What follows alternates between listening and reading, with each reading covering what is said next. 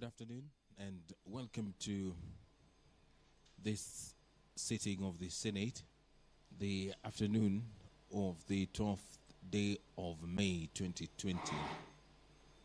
This afternoon, the Senate Majority Leader will lay on the table of the House the SACCO Society's specified non-deposit taking business regulations 2020. As well, there are statements which will be made and others will be sought. And pursuant to Standing Order 47, subsection 1, nominated Senator Abshiro Halake will make a statement on the marginalization of the Muslim population with regard to access to finances given to micro, small and medium enterprises, women, youth and persons with disability by government institutions. Nominated Senator Petronila Were will make a statement on the adverse impact of COVID-19 pandemic on the prevention and control of malaria and other diseases of public health concern. And pursuant to Standing Order 48-1, nominated Senator Millicent Omanga will seek a statement from the Standing Committee on Education regarding the security of students at the University of Nairobi. Nominated Senator Dr. Alice Milgo will seek a statement from the Standing Committee on Land, Environment and Natural Resources on waste management in Bomet County. And the Senator for Isiolo County, Senator Fatuma Dolo, will seek a statement from the Standing Committee on Education on the alleged irregular recruitment of teachers by the Teacher Service Commission. Nominated Senator Dr. Isaac Umaura will seek a statement from the Standing Committee on Health on expenditure by the Ministry of Health in the fight against COVID-19 pandemic. And finally, the Senator for Muranga County, Senator Irungu Kangata, will seek a statement from the Standing Committee on Trade, Tourism and Industrialization regarding provision of tax waivers to small-scale traders following the government's tax waivers to cushion the public against the effects of COVID-19 pandemic. Also this afternoon, the Representation of Special Interest Groups Laws Amendment Bill, National Assembly Bills number 52 of 2019 will be read for the first time. The debate on the Pandemic Response and Management Bill, Senate Bills number 6 of 2020, will resume. The debate on this is for the second reading, and it did begin this morning where the chairperson ad hoc committee on COVID-19 situation in Kenya, Senator Johnson Sakaja, did move that particular debate. Later on, in the Committee of the Whole House, the senators will be considering the National Assembly amendments to the Office of the County Attorney Bill, Senate Bills number 3 of 2018. And later, still in the Committee of the Whole House, the senators will consider the National Assembly amendments to the Petition to County Assemblies Procedure Bill. This is the Senate Bills number 22 of 2018. And still in the Committee of the Whole House, the senators will be considering the National Assembly amendments to the County Early Childhood Education Bill, Senate Bill number 26 of 2018.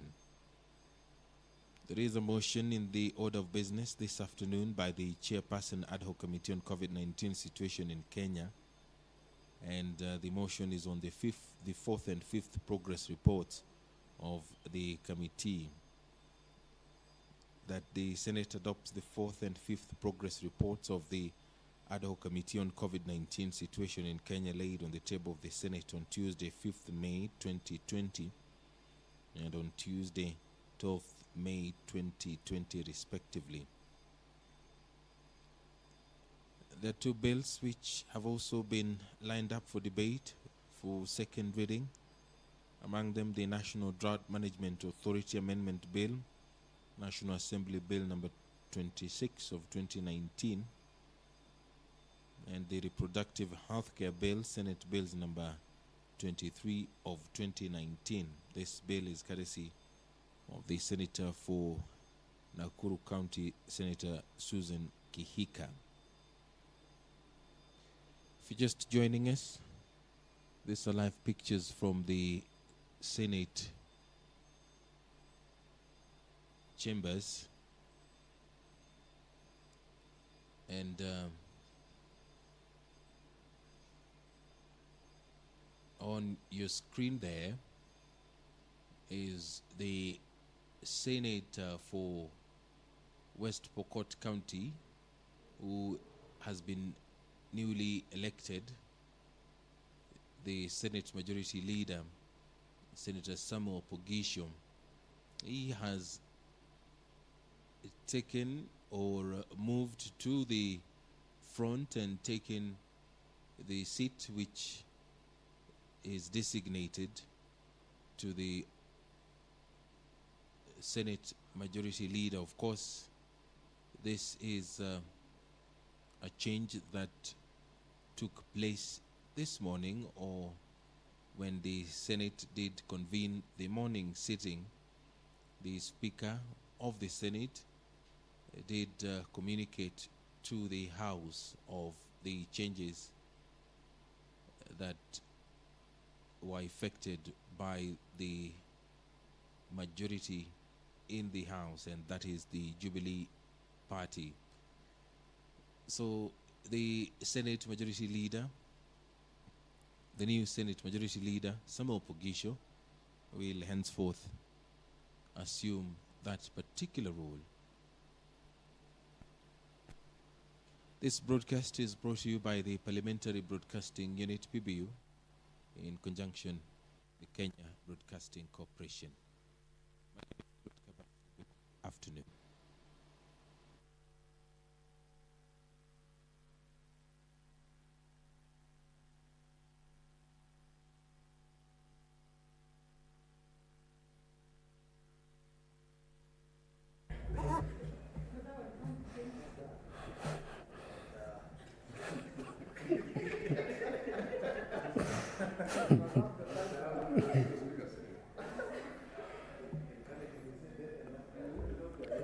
Let us pray.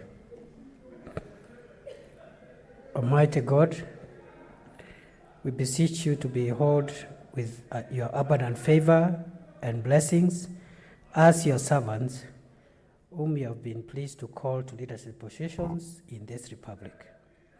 We seek guidance to treat and consider all matters that shall come under our deliberation in so just and faithful a manner as to advance the peace, prosperity, and welfare of our country and of those whose interests you have committed to our charge. Amen.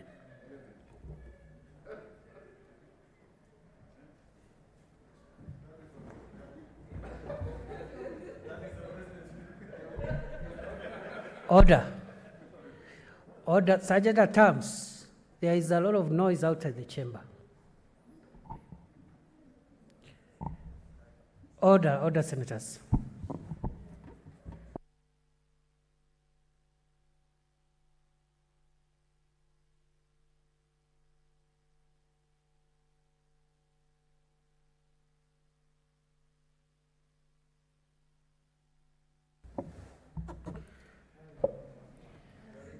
Order number 1, administration of oath. Order number 2, communication from the chair. Order number 3, messages. Order number 4, petitions. Order number 5, papers. I direct that we skip that particular order for the time being. Order number 6, notices of motion. Order number 7, statements. Order members, this afternoon we have quite a number of statements. If you look at your order papers,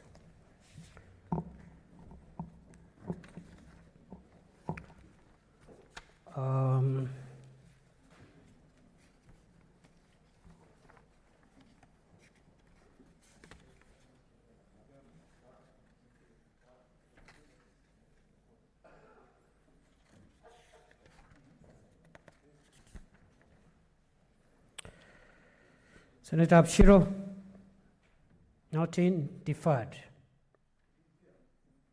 Where is she?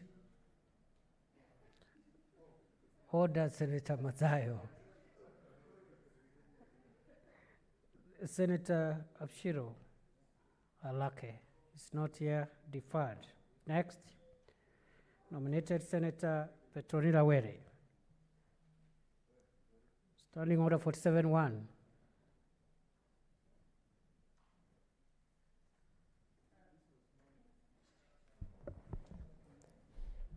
Thank you, Mr. Speaker. Mr. Speaker, sir, pursuant to, I rise to make a statement under Standing Order 47-1 on the adverse impact that the COVID-19 outbreak situation is having on the prevention and control of malaria and other diseases of public health concern, such as HIV, AIDS, and tuberculosis. Mr. Speaker, sir, pursuant to Standing Order 47-1, I beg to make a statement on an issue of general topical concern, namely the adverse impact that the COVID-19 pandemic is having on the prevention and control of malaria and other diseases of public health concern, such as HIV, AIDS, and tuberculosis. Allow me to first start by recognizing and applauding the extraordinary efforts that the government, and more particularly the Ministry of Health, under the leadership of the Cabinet Secretary, Honorable Mutahi Kagwe, has made in leading Kenya's response to the COVID-19 pandemic. Mr. Speaker, I think I speak for most when I say that, given the magnitude of the problem and the sheer scale of time and resources required to mount an effective response to the COVID-19 outbreak situation, the Ministry of Health has done a commendable job so far. To the Cabinet Secretary and his team at the Ministry, I say congratulations. Mr. Speaker, but even as we strive to confront the COVID-19 pandemic, we must not lose sight of the diseases that have historically posed the greatest threats to our health, such as malaria and other diseases of public health importance like HIV, AIDS, and TB. Mr. Speaker, according to the 2019 World Malaria Report by the World Health Organization in 2018, there were an estimated 228 million cases of malaria worldwide and 405,000 malaria-related deaths. Of this, sub-Saharan Africa accounted for 93% of malaria cases and 94% of all malaria deaths in 2018. More than 2/3 of the deaths were among children under the age of 5. Mr. Speaker, a modeling analysis by the WHO. Order, Senator Were. Yes, sir. You did not seek the discretion of the Speaker to allow you to read word for word your statement. Is there a reason why? Mr. Speaker, I have figures that I need to make reference to. So there are technical issues? Yes, there are technical issues Proceed. to this statement. Thank you, Mr. Speaker. Mr. Speaker, as I was referring to these figures, a modeling analysis by the WHO on the potential impact of disruptions in malaria prevention and control brought about by the COVID-19 pandemic has predicted that malaria deaths in sub-Saharan Africa may reach 769,000 this year, twice the number of deaths reported in 2018, and a return to malaria mortality levels last seen 20 years ago. Mr. Speaker, this calls for action that even as we focus on COVID-19, we need not lose focus on the efforts we have made to curb malaria and other public health concerns like HIV and TB. Mr. Speaker, at this point, I would like to point out that malaria is killing people more now as a result of the floods that we're experiencing now, especially in Nyanza and Western region. Mr. Speaker, it's important also that I note that we lost a daughter to Mr. Kio Mtata Marianne Omutata due to malaria, and she was in ICU for a week, just related to malaria. And so hospitals, this goes to say that hospitals are losing focus, or they are not putting as much emphasis on these illnesses because of the COVID pandemic, and we call upon hospitals to remember our historical diseases. Mr. Speaker, in addition to this, we have also had cases of patients being turned away from public hospitals owing to the disruption of normal Senator services. Pogisio and Senator Omanga. The applicable rules do not allow you to consult. You stay glued to your seat, and when you leave and go. Yes, Senator Were. Thank you, Mr. Speaker. The similarity between the symptoms for COVID-19 and malaria has continued to cause confusion amongst health workers, which is leading to misdiagnosis of patients and undertreatment of malaria cases. I draw the attention of health professionals, health workers to this issue. Mr. Speaker, in order to mitigate against this, it is important that MOH and respective county governments institute urgent measures to integrate malaria prevention and control interventions in the COVID-19 response, including vector control treatment, clinical and diagnostic services. We still do not know, Mr. Speaker, with certainty.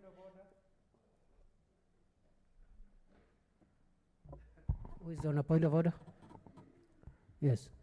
Mr. Speaker, is Senator Cheruiyot, the Senator for Kericho, in order Yes. not to maintain the 1.5 meter distance when consulting the Speaker? Is he in order, Mr. Speaker? Order. I didn't quite see how far the Senator was from the Speaker, but I did make a directive in the morning that first restrain from consulting the chair, just the same way you cannot consult any other senator, unless I gave 2 exceptions. There is an emergency, like has been the case from Senator Malala a few minutes ago, or is a private matter.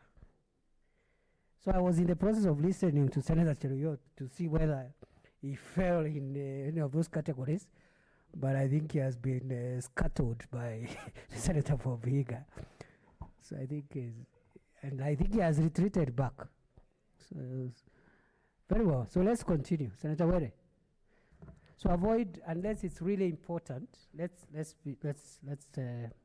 respect our rules. Thank you, Mr. Speaker. We still do not know how long we are going to have the COVID-19 pandemic around us, and how far the spread will go. So let us not lose focus on those illnesses, all those diseases that I've mentioned. Fortunately for us, however, Mr. Speaker, up to this point, we have not seen the kind of devastation and death that COVID has brought upon us compared to other developed countries like US, Italy, and Britain. But we know for sure, Mr. Speaker, that unless care is taken to mitigate against the adverse impact COVID-19 is likely to have on other essential health services, we are likely to have many more deaths arising from malaria and other public health concerns such as HIV and TB. Mr. Speaker, as I conclude, allow me to state that I appreciate the fact that other countries with stronger and more resilient health systems than ours are already buckling under the pressure of this new disease. However, while more developed countries in the West have the luxury of dedicating all their time and resources to COVID-19, the case is not the same for us, as the numbers I had indicated earlier show.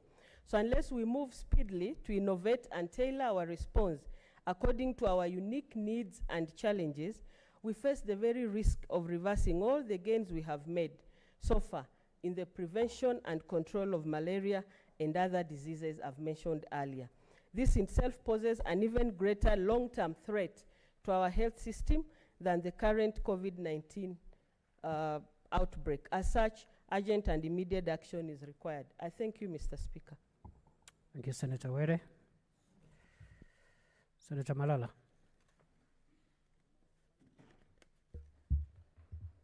Thank you, Mr. Speaker. Mr. Speaker, I rise pursuant to Standing Order number 47-1 to make a statement concerning the exclusion of health administrative officers in Kenya from the benefits of COVID-19 Medical Emergency Fund.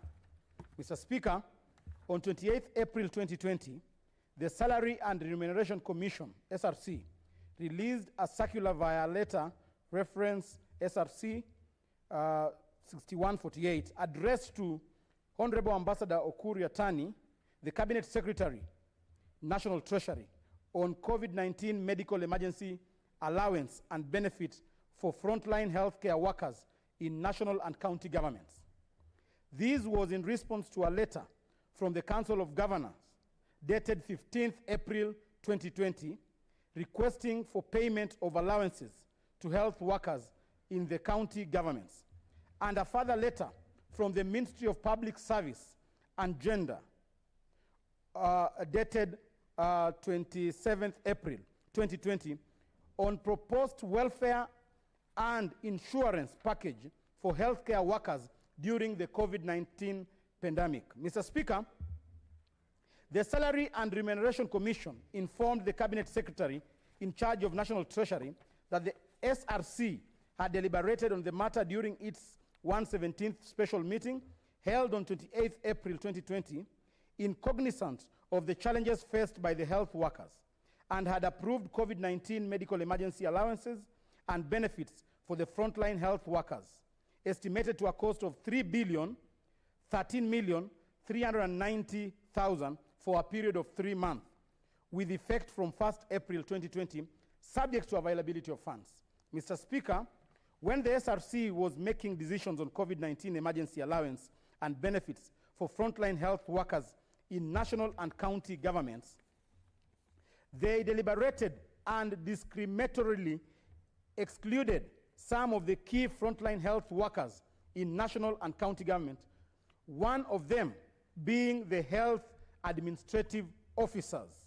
Those are the hospital administrators, who are part and parcel of the rapid response teams for COVID-19 in charge of the following functions in all the hospitals in this republic. Mr. Speaker, I will not go into the functions because they are well known, the responsibilities of the health administrators, the hospital administrators. Mr. Speaker, in addition, there was a letter written by Kenya Health Professionals Society to the Chairman, Council of Governors, Public Service Commission, and Salary and Remuneration Commission dated 14th April 2020, in which this cadre was recognized as one of the 17 health professionals who were to be considered when determining benefits to frontline health care workers. Examples of such allowances include special COVID-19 medical emergency allowance for frontline health workers, health risk allowance,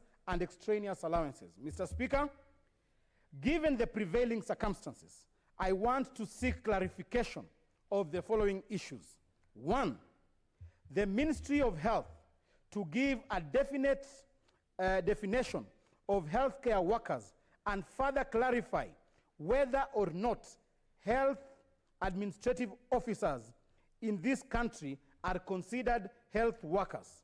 If yes, explain why they were discriminated against when considering the other health workers in the ministry, given their roles and responsibility in a health facility. Second, whether the SRC consulted their own job evaluation reports in making determinations on the cadre to benefit from the welfare package as was directed by His Excellency President Uhuru Kenyatta.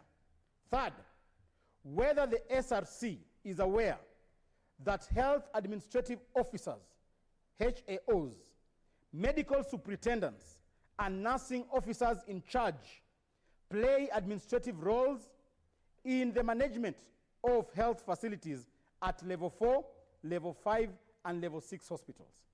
Further, whether the SRC is also aware of the roles and responsibilities of the hospital administrators as per the approved schemes of service.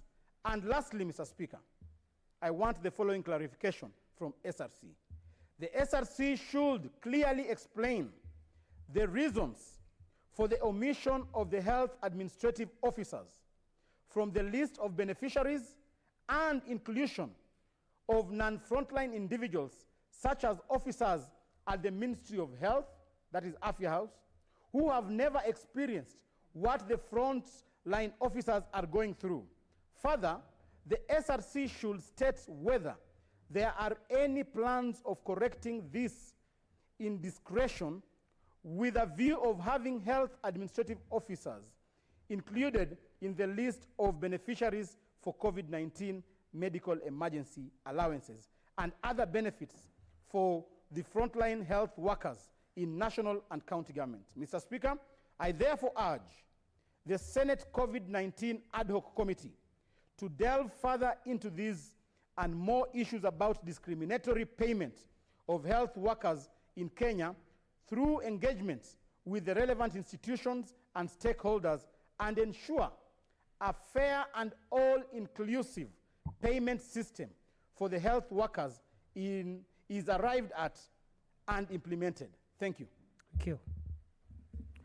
I think Senator Sakaja, the issues are quite relevant to what you're doing, and therefore kindly if you could have some input maybe in your next report.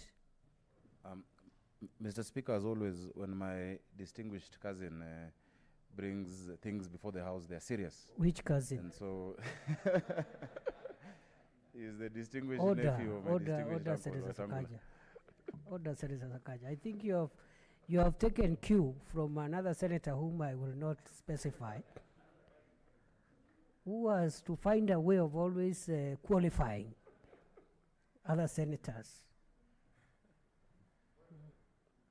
Mr. Speaker, the statement by Senator Malala is 96, paragraph 6 says, starting on 96, paragraph 6.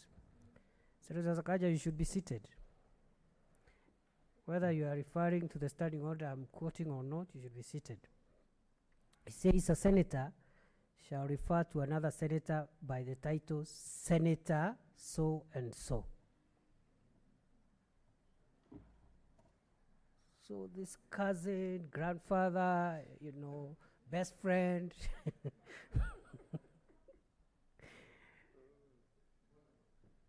What is it, Senator Mutura Kilonzo Jr.?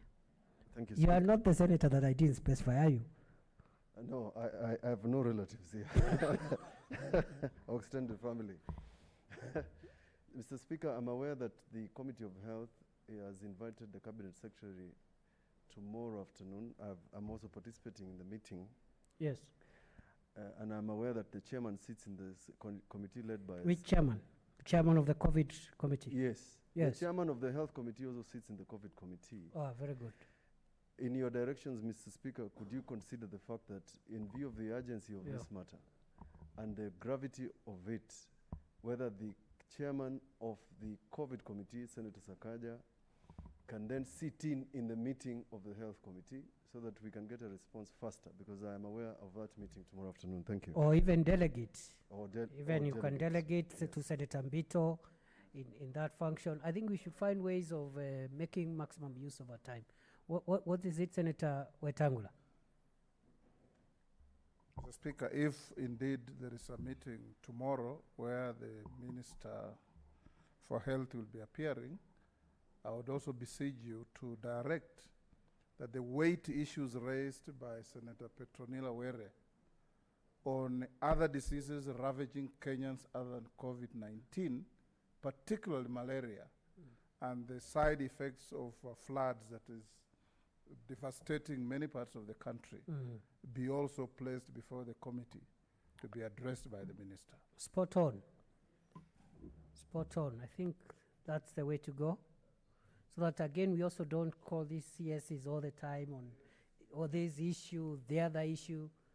So let's have that, and thank you, Senator Wetangula, for that input. Senator Sakaja, do you like to? Yes, Mr. Speaker, I think that is well in order, and I thank Senator Wetangula for pointing that out. I will, since Senator Mbito, Dr. Mbito is a member of my committee, we shall coordinate that together, just for the convenience of the House, Mr. Speaker. Very good, but delegation is not negligence. Yes. So the responsibility is on you. When you delegate, make sure it happens. Yes, Senator Malala. Mr. Speaker, if you listened to me keenly. Order. Order. Yeah, I just wanted to request that. What did you say? My statement. Did you say? You should say when I listen to you, isn't it? Not if. Not if. I stand corrected, Mr. Speaker. Yes. Mr. Speaker, when you pensively listened to me, I directed my question to the Salary and Remuneration Commission. Yes. So this matter does not only affect the Ministry of Health, but also extends to the SRC. So I would want it to be addressed conclusively by the Ministry of Health and also the Commission. Thank you. Point of order, Mr. Speaker. Yes, what is it, Senator Linturi? Mr. Speaker, I just want to seek your direction on how we need to really be agents of ensuring the public adhere to the Ministry of Health guidelines in regard to combating COVID-19 and the manner in which we dress in these masks. Mr. Speaker, when the distinguished Senator Malala was speaking, you realize the mask are not covering his mouth or his nose. Senator Wetangula doing the same, Mr. Speaker. So I would urge you, Mr. Speaker, as senators engage, to ensure to cover your mouth and your nose, because your mouth and the nose, Mr. Speaker, because if we have to succeed, then we must make sure that we do not spread these things inside here, because we don't know who is positive or not. Very well. As much as possible, let's have our masks on. I have noted the concern by Senator Linturi. I don't want to elaborate further, but as much as possible. It may not be practical sometimes, but that should be the exception, not the rule. What is it, Senator Wambua? Chair, is to seek your guidance on the statement that has been issued by Senator Malala. I hear him talking about SRC. Yes. Chair, that matter, because I had also been approached by other administrative workers and stores people in Kitui. If we take it to the SRC, it becomes a policy issue, a long-drawn issue, Mr. Speaker. Mm-hmm. And their complaint here was that during this time, that other health workers are being given allowances in respect of the fight against COVID-19, they have been left out of those allowances. So, Speaker, I'm just seeking your guidance on proper direction as whether where that matter will be processed. Thank you. It is true. Senator Malala, I listened to you. And somewhere in your statement you did say that this category of administrative officers who work in health facilities at one point had been recognized. So I want to agree with Senator Wambua that we are not, it should not be that you are reopening the issue of their recognition. Rather, you are addressing the issue of them being left out.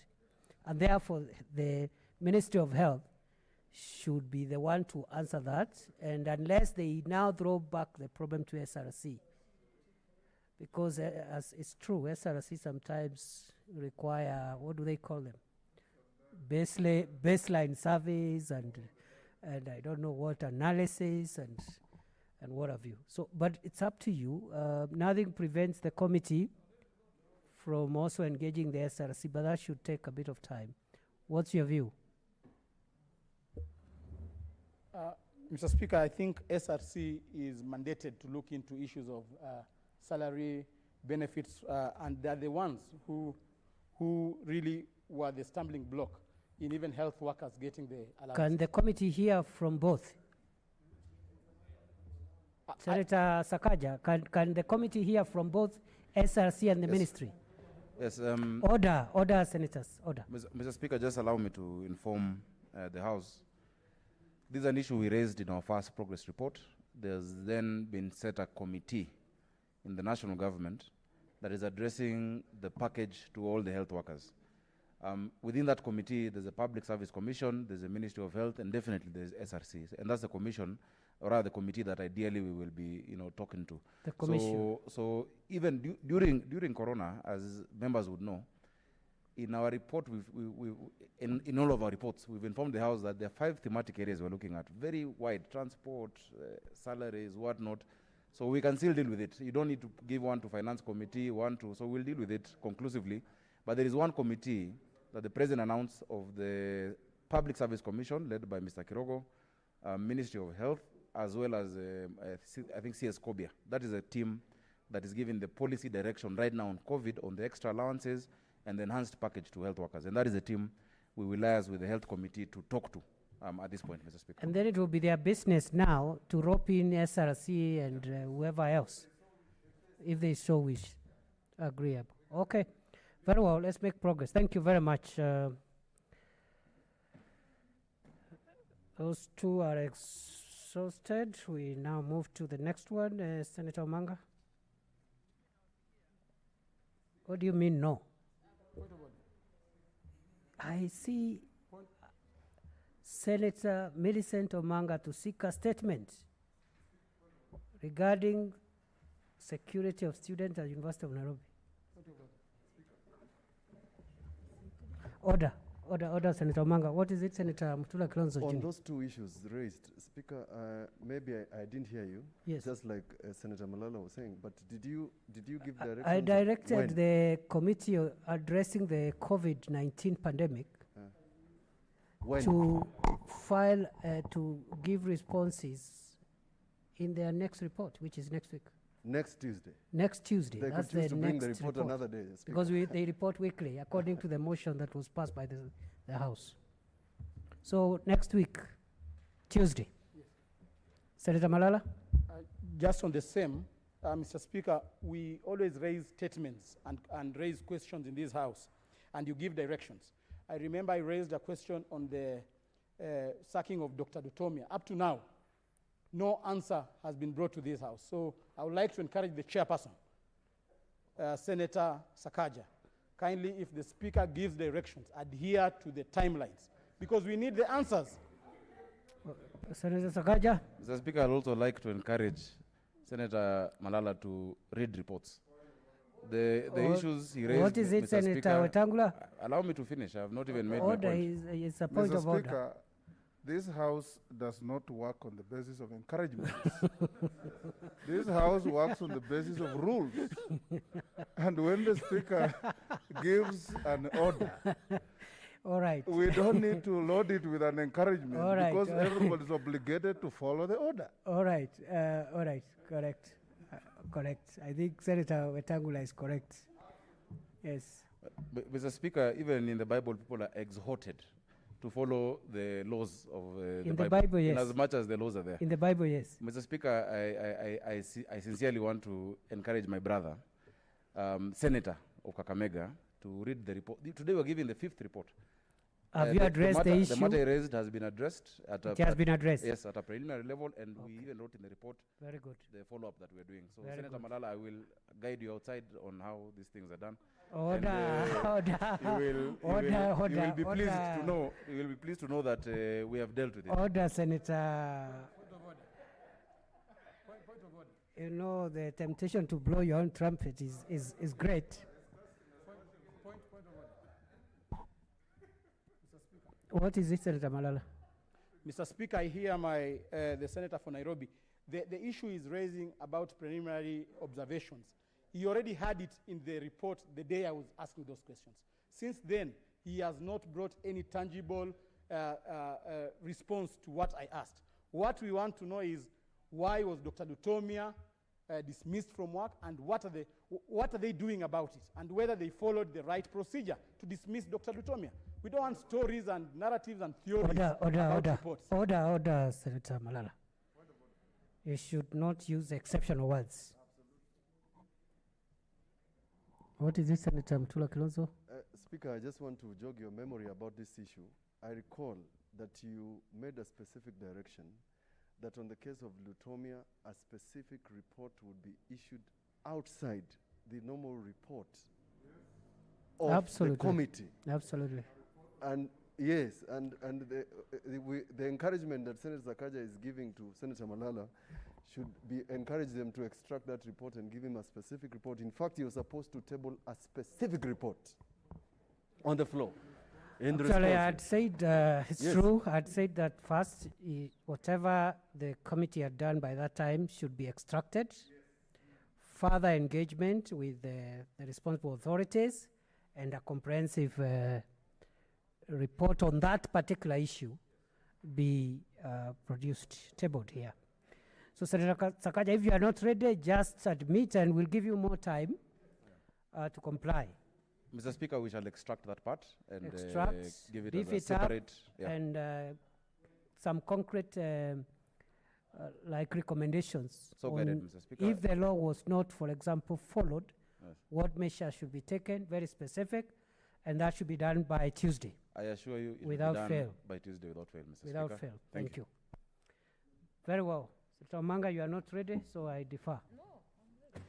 So you are saying no, yes, no? No, I'm ready for the statement. I thought you were Okay.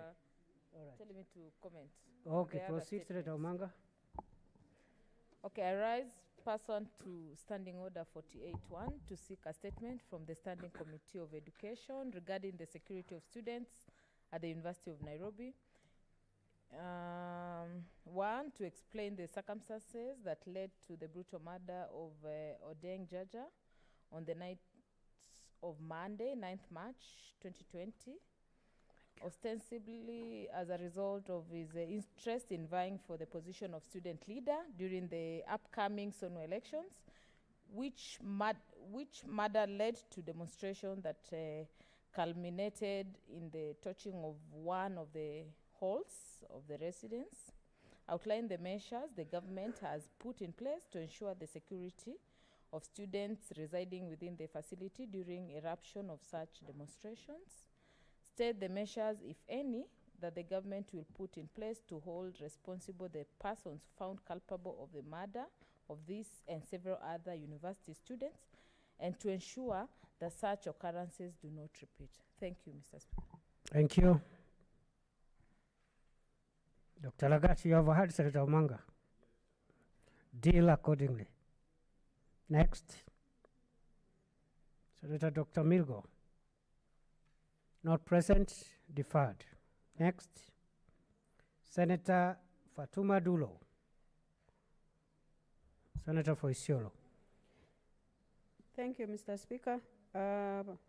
I rise pursuant to Standing Order 48.1 to seek statement from the Standing Committee on Education regarding the irregular recruitment by the Teacher Service Commission. In the statement, the committee should, number one, explain the criteria used during the recent promotion by the TSC of 1,000 primary school teachers to teach in secondary schools. Number two, state the reason for leaving out teachers from Isiolo County despite their being qualified and tendering application, and instead posting teachers from other counties to Isiolo.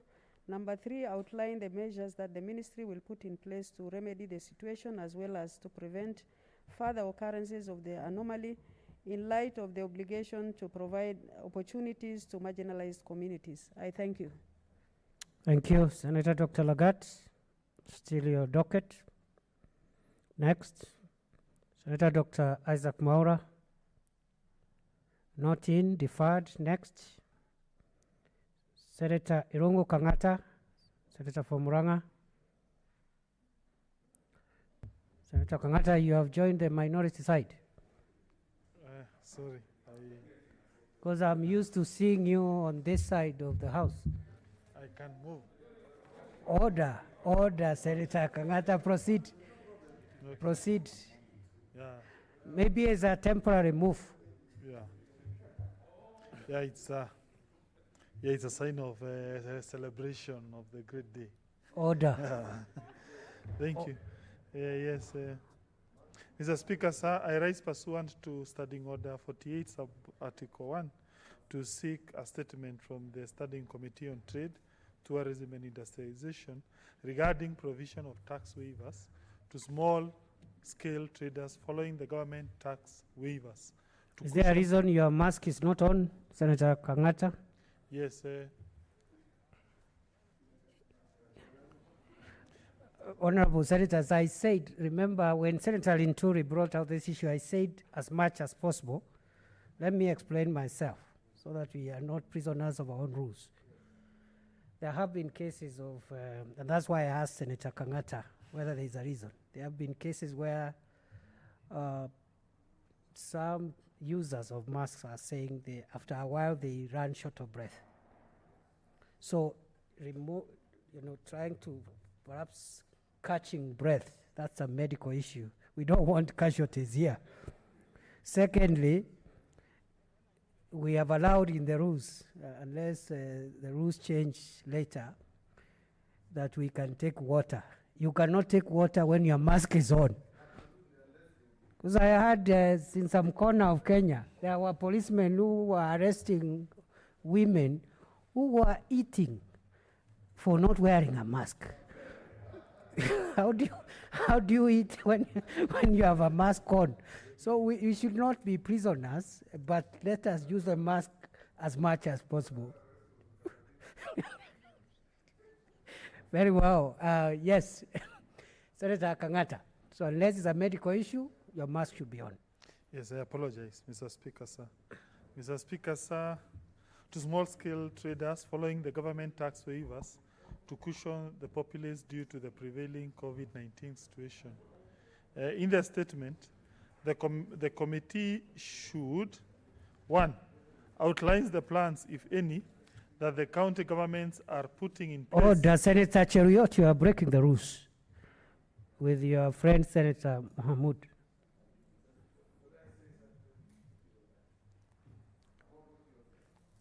Yes, thank you, Mr. Speaker, sir. Yes. Yes, number 1, outline the plans, if any, that the county governments are putting in place to lessen the tax burden on micro and small-scale enterprises in their jurisdiction in the wake of COVID-19 pandemic. 2, state the measures county governments have put in place to ensure A, suspension of payment of single licenses fees for micro and macro and small-scale enterprises. B, reduction of cess for agriculture products. And C, waiver of market entry fees for traders. Mr. Speaker, so essentially, we have seen measures by the national government cushioning the small-scale person, but so far we haven't heard anything from the county government. We know they are still continuing to charge single business permit licenses. They are still continuing to ask cess from the poor market women. And we need them also to mirror what the national government is doing. Thank you.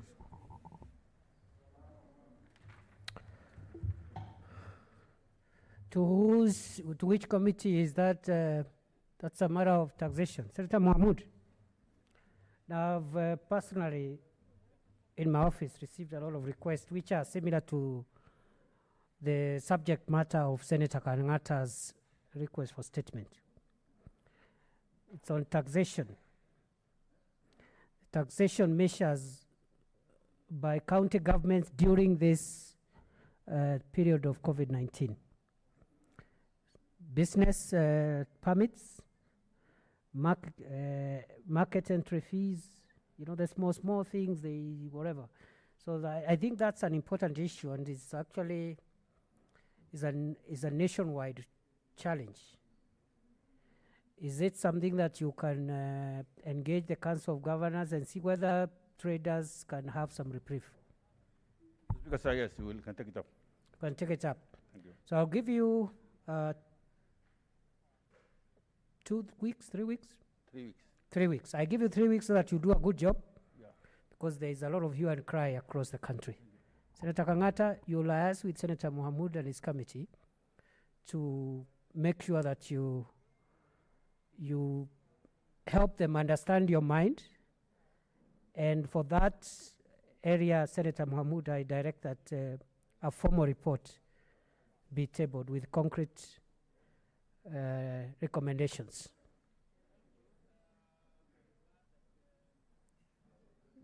Thank you. The next one, order, senators.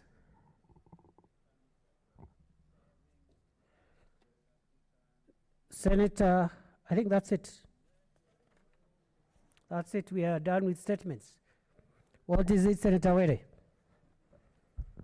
Mr. Speaker, would it be in order for me to request you in the spirit of what has happened with the statement on Lutomia to ask the COVID-19 committee to extract their report on my issue of prevention, control and treatment of malaria and other illnesses, so that it's a separate report, a specific report. Let's hear the views of the committee first. Mr. Speaker, would be glad to do so, but I think you directed that since there's a meeting by the Health Committee with the CS on other non-COVID issues, that specific matter be raised to the Health Committee. But I will also delegate the COVID issues that Senator Malala has raised. No, I think the suggestion by Senator Were is that our statement was on other serious diseases that are facing neglect because of the focus on COVID-19, malaria being one of them, which is killing as many people, if not more. And our request is whether between you, in fact, the statement is referred to your committee, but we said you are a member of your committee, namely Senator Dr. Mbito, who is also the chair of health. You can delegate and then it reports back to your committee. Our request is, can you equally give like a specific response which is not covered in the humongous weekly report on COVID-19? Is that something you can do? That is in order, Chair. Thank you very much. Yeah, Next Tuesday. That's okay. Very well. Next order. What is it, Senator Aaron Cheriot? Mr. Speaker, I just have an issue on a point of procedure. Before we took a break for lunch at the end of the morning session, the Speaker gave a ruling that there was a matter that was before the House, and he gave a ruling that once we resume in the afternoon, it will be the first item to be concluded. Mr. Speaker, Which matter? It was a matter relating to purported changes to leadership of this House and a ruling by the Speaker. So, Mr. Speaker, will it be in order if I seek your direction on what time you're likely to allow? I remember he had particularly promised Senator Linturi and a few other senators who wanted to react to his communication that he will give them a chance this afternoon. So I don't know if you will allow that to be done now or later, Mr. Speaker. What is it, Senator Sakaja? Mr. Speaker, this is a house of tradition. And this morning, I was actually quite perturbed. First of all, the language used. The Speaker gave a communication, which was in effect a ruling. And it is being called in front of you purported.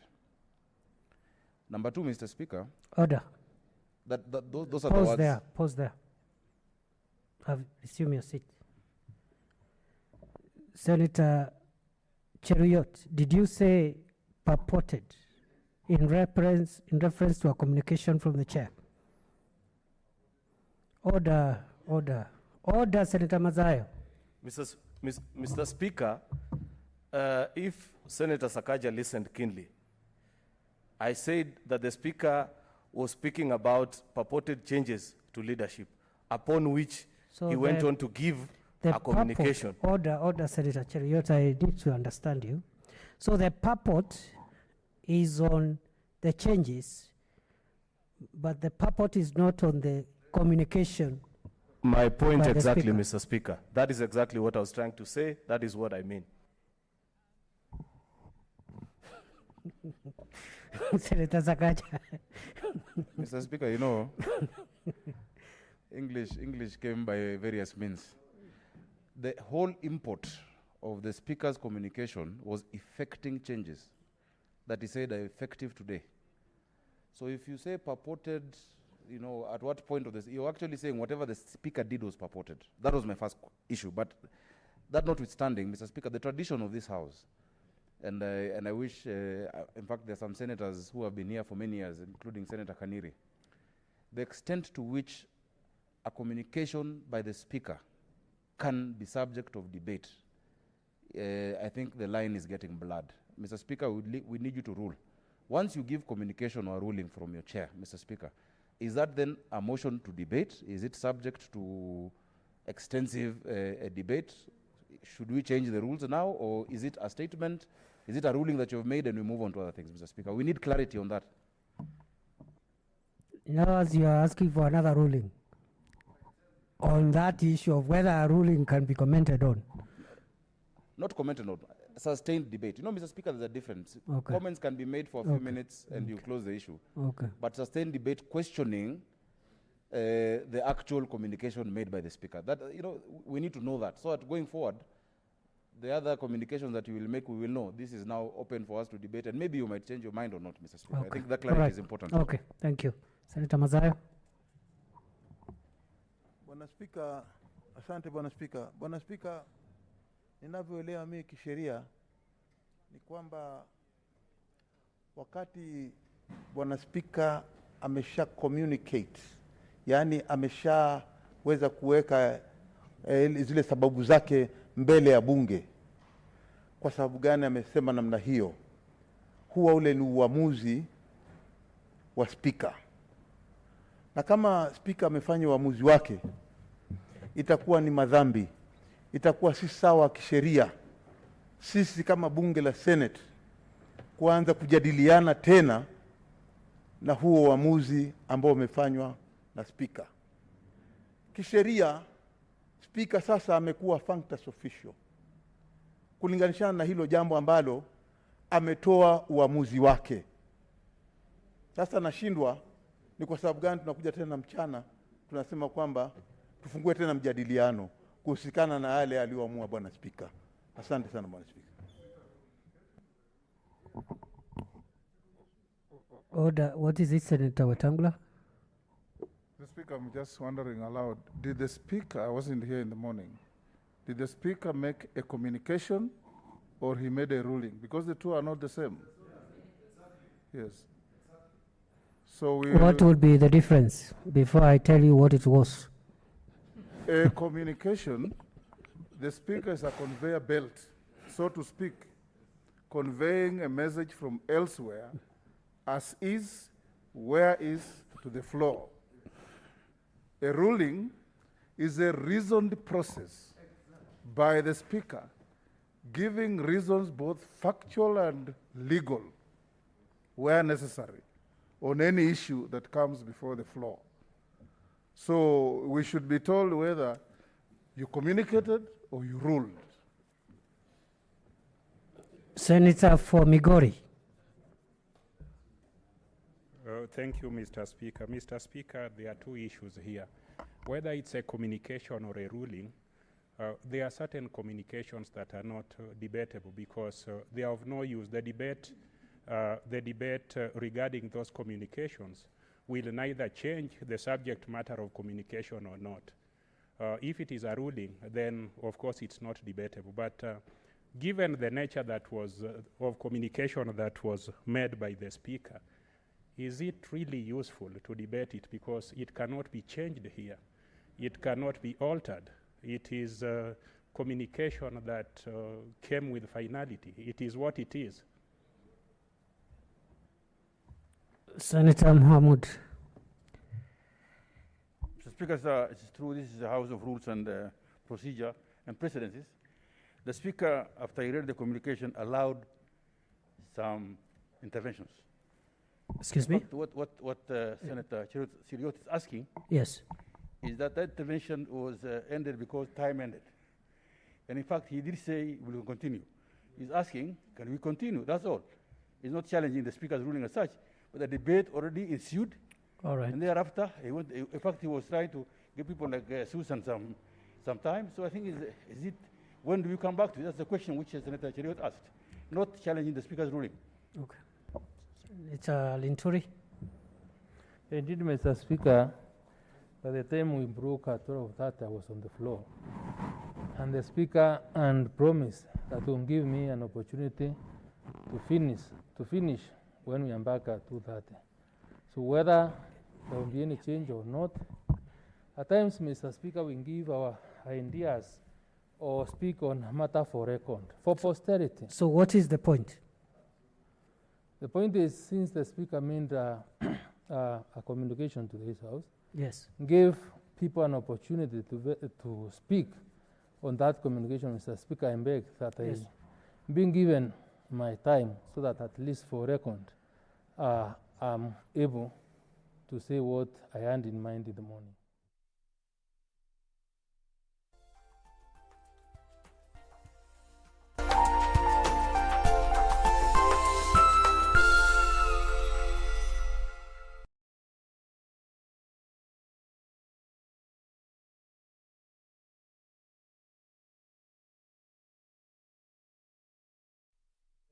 It is true, there was a communication that was made.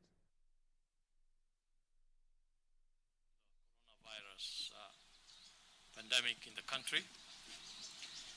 Yesterday, we informed you about 14 positive cases that had been recorded at our border point in Namanga, which included 9 Kenyans and 5 Tanzanians. We appreciate the great importance of surveillance at our borders in this war against the coronavirus disease. Today, I have dispatched a high-level delegation from the ministry led by Acting Director General Dr. Patrick Amoth to Kajiado. The team will also pay a visit to the Namanga border to ascertain the measures we need to put in place to curtail cross-border transmission. Today is also an important day of celebration in health the world over. It is the International Day of Nurses. Our nurses have been at the forefront in this fight against coronavirus as the first point of call in our various health facilities. These healthcare workers make tremendous sacrifices every day as they place themselves at the risk of contracting the virus in the call of duty to make sure that those infected are well taken care of so as to make full recovery, to regain their lives, and also reunite with their beloved families. To recognize the wonderful work of nurses around the country, I wish to remind all relevant stakeholders the importance of investing and supporting the nursing profession. I am glad that during this unprecedented pandemic, various stakeholders and well-wishers have come out to support our healthcare workers, our nurses included, in various ways. We are grateful for this support. Under normal circumstances, we would be conducting various activities to celebrate this year's International Nurses Day. However, under the current circumstance of the COVID-19 pandemic, all planned events to celebrate this day have been suspended globally. However, this does not stop us from celebrating the success of our nurses here in the country in word and in expression. It is through their efforts and commitment in conjunction with other healthcare workers that we have managed to record over 200 recoveries since the pandemic struck in the country. So today, we urge all nurses countrywide to keep their candles burning in honor of Florence Nightingale, the founder of the nursing profession. Remember, you are the mouthpiece of those who cannot talk and the light of those who cannot see. On my own behalf, the Ministry of Health, and the entire government, I wish to thank all nurses in the country for their commendable work and assure them of our continued support, not only during this coronavirus pandemic, but also in the wider health sector. This pandemic and the response mounted against it has disrupted life and placed people under stressful conditions the world over.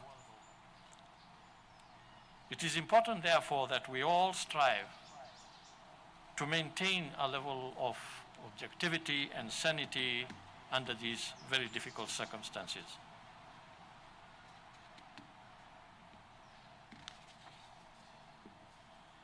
Let me now give you the test findings over the last 24 hours. Since our last update yesterday, we have tested 978 samples, out of which 15 have tested positive for coronavirus. Of these 15, 14 are Kenyans and 1 is a Rwandese national.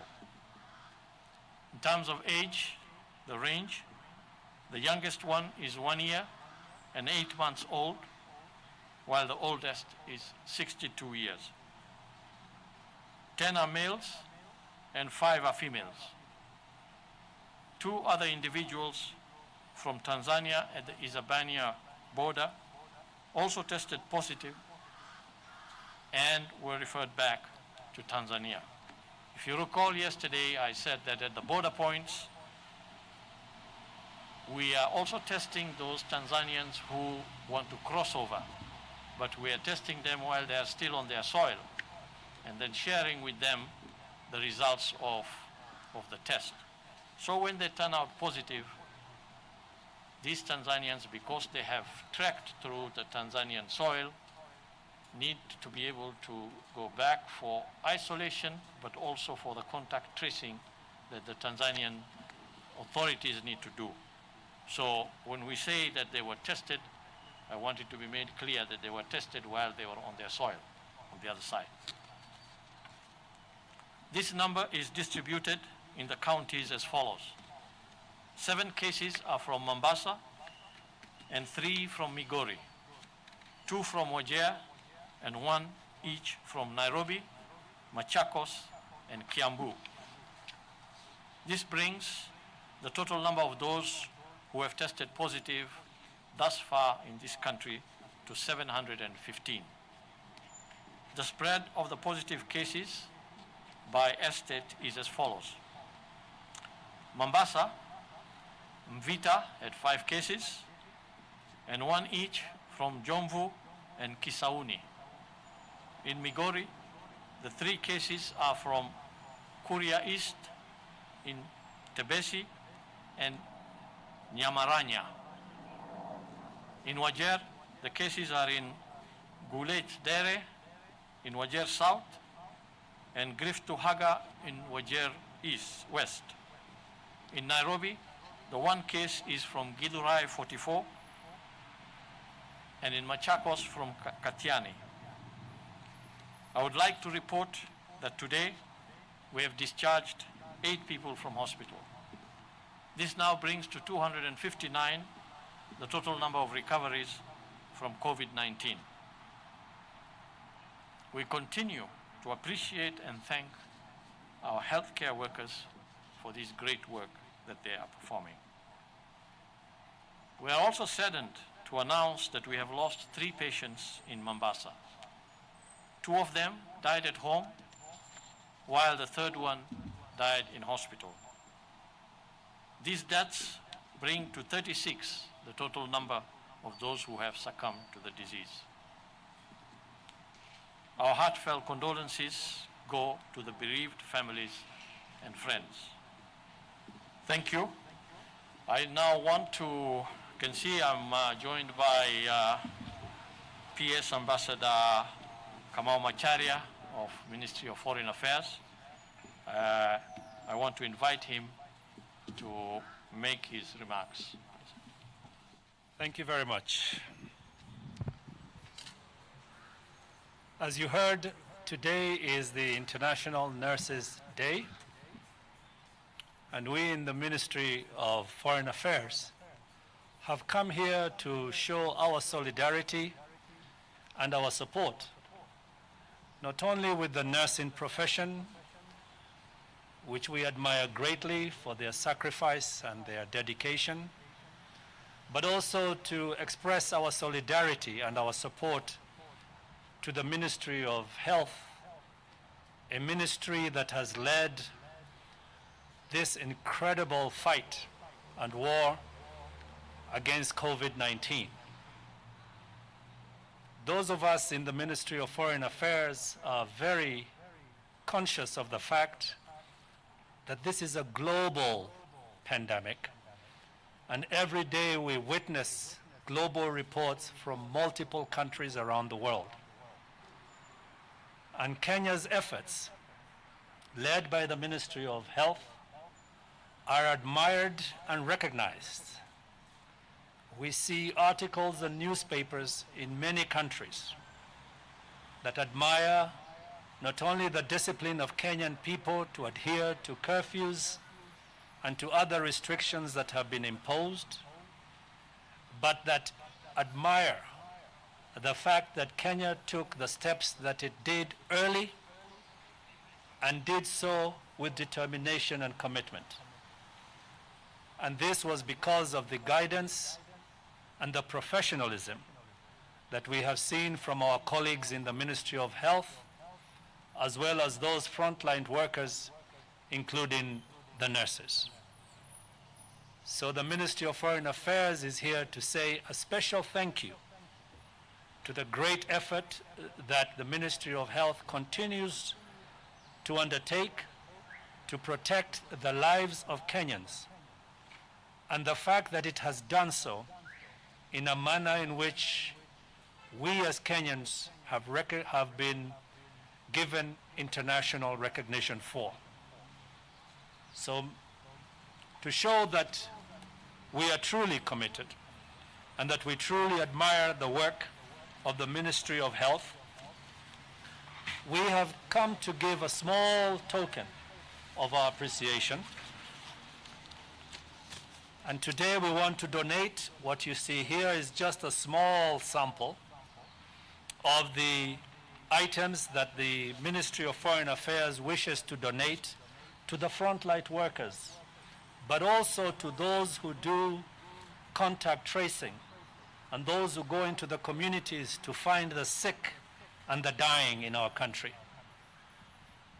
The Ministry of Foreign Affairs is donating today 300,000 pairs of protective gloves, 170,000 pairs of medical shoes that cover the shoes with which medical practitioners work with, 300 pieces of overall medical gowns, and 1,500 pairs of goggles to protect the eyes of the various practitioners.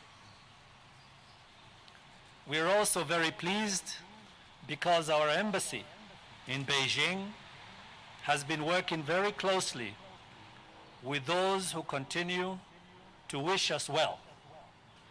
And from private companies and firms in China, we have received 6,000 N95 respirators, which are for masks for protecting the individual health practitioners, isolation gowns, 500 pieces, surgical face masks, 3,000 pieces, surgical protective suits, 500 pieces, thermometers, 40 pieces, and the normal face masks like what I am wearing, 85,000. Chief Administrative Secretary, this is how the Ministry of Foreign Affairs, which has worked with you in a very dedicated way since the beginning of this challenge, has come to show its solidarity, to thank you and through you to the Minister of Health himself and the Principal Secretary and all those who lead this ministry for the exemplary work that you're doing that has given many Kenyans great comfort in the times of this pandemic. We thank you very much, sir. Thank you very much, PS. I want to say that we truly appreciate the gesture, the fact that this contribution, the one from the Ministry of Foreign Affairs, is actually coming from the Foreign Affairs Ministry and its employees. I think that is a wonderful gesture, and we truly appreciate it. We also want to appreciate the donation that is coming from the people of China through our missions and through the Ministry of Foreign Affairs. Indeed, we have received a number of large consignments of donations originating from China. I think most of us are aware that we have received at least 3 large shipments donated by the Jack Ma Foundation, which has provided the backbone for most of our laboratory testing, because most of the kits that we have used for a large number of the more than 30,000 tests that we have conducted have been using those manual kits from the Jack Ma. And we are aware that these donations are still forthcoming, not only from China, but from many other well-wishers. And again, I want to take the opportunity to thank all those who have supported the ministry and the government of Kenya in this battle against the coronavirus pandemic. We do appreciate your help. Thank you. Before we move over to symbolically accept the donation, our tradition has been that we field 1 or 2 questions from the media here. So, Mr. Mutua, maybe we can take 3 questions.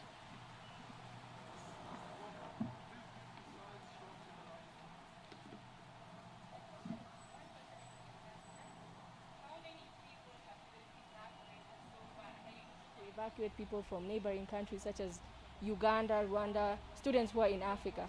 And then for Dr. Rashid, my question to you is in regards to prisons. We've seen a number of increasing cases of people in prison contracting the virus. So is this an issue, and what are you doing in regards to stopping this issue? Helen Aura, NTV. We've seen instances where people have managed to sneak out of certain counties and into other particular counties. Is there a breach in the security lapse, and do you purport it to be different? Because we know the government has said they've locked down and they've ensured security is up to speed or up to par, but we still see certain instances. You may have to repeat that, Mutua, because I haven't got that question. Oh, sorry. Mine is regarding security at the border points. There have been instances where we've had people sneaking into certain counties, and is there a lapse in the security checks at the border point? Thank you, Mark Namasa from KTN News. My question goes to Dr. Aman. Nurses, today we are honoring nurses, but health professionals issued a strike notice for 18th of this month. How far have your negotiations gone on?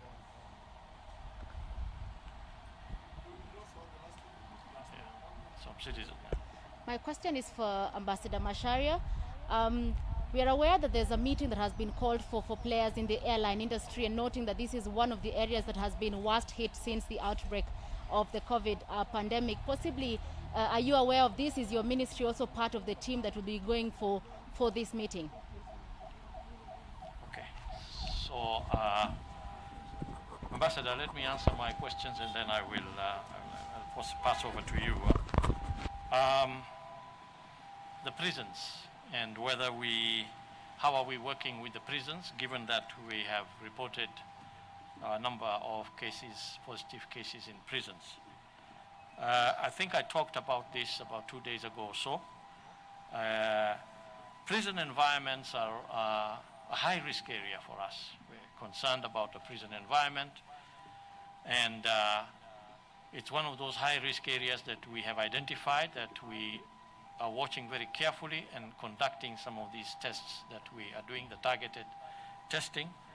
In this effort, we work very closely with the Prisons Department.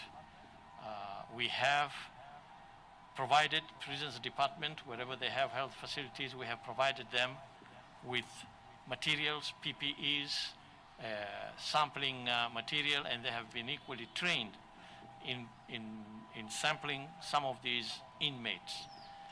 Together with the counties, of course, where these prisons are placed, we are collaborating both with the Prisons Department and with the county authorities to be able to monitor and test these prisoners, and then take the necessary measures to ensure that there is no spread in those environments.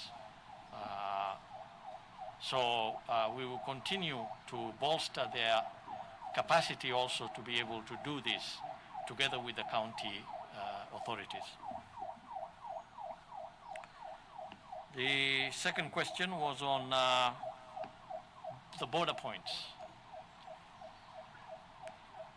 As I said some days back, Kenya shares long borders with our neighboring countries, especially the border with Somalia. And that is one of the areas where we are seeing a level of concern in terms of people who either have visited Somalia for trade and come back and tested positive, or people who are coming in from Somalia. Equally, on our Tanzanian border, we have quite a bit of traffic coming in with truck drivers bringing in cargo, communities that live across the border and move freely between themselves. And many of our borders are porous too. The security forces are doing the best they can to mend these borders and to control movement there. But of course, people still use some of these porous borders. So we are now focusing on trying to provide and upscale the level of security at these borders so that we can also block off some of these porous borders. And the other measures that we have put in place is now the testing, particularly of those high volume movements of trucks and truckers between borders, Kenya, Tanzania, and largely, mostly Uganda. We have put in place testing procedures for all truckers who are crossing this border. And I think we elaborated quite a bit on that and the guidelines that we have developed for that. So we are taking whatever measure we can to try to curb that cross-border movement and contain any spread of the virus across the border. Thank you. Ambassador. Thank you very much. On the first question regarding returning Kenyans, I think you will all recall that we were very clear that the exercise in which the Ministry of Foreign Affairs was engaged in was an exercise of facilitating the return of stranded Kenyans who find themselves caught up in the lockdowns around the world. So far, we have facilitated, as has already been explained, 700. And we do expect a few more to trickle in over the next few weeks as the time goes by, as we find means and ways of facilitating their return. So I wanted to make that point, but also to emphasize that many Kenyans around the world are recognizing that it is important that they stay where they are, that they are best advised to remain where they're domiciled, especially when it comes to the Kenyan diaspora. So in the example of those who came from China, even though we have over 3,000 Kenyans in China, when the opportunity was presented for them to return, only 169 took the flight. we did not fill the aircraft. This shows you that even though people recognize that there is a danger where they are, but they recognize the inevitability of remaining where they are because life must go on, and many of them have lives to live, livelihoods to pursue, education to complete, and so they prefer to remain where they are. On the question about the airline industry, one thing we should realize is that every country has a different epidemic. All these global epidemics make up one big pandemic. And every country has to manage its epidemic differently because the circumstances around which that epidemic is unfolding is different. And in Kenya, our epidemic is unique to our country and unique to the fact that we live in the neighborhood that we live in with the countries that are around us. And so we have to manage it very carefully. There are countries that are beginning to look at the possibilities of opening up and lessening the circumstances or the restrictions that they have put in place. But many of these countries are regretting doing so because they have seen spikes in the numbers of people who are infected. And we are watching those situations carefully because we would not wish to repeat the mistakes of other countries. So whilst that decision is not the decision of the Ministry of Foreign Affairs, it is a collective decision of the Kenyan government, we of course provide a window to the world to share information with regard to what is happening in the rest of the world and to make sure that that information factors into the decisions that are taken here in Kenya. The airline industry will not be an exception to this, and we shall share information accordingly. Thank you very much.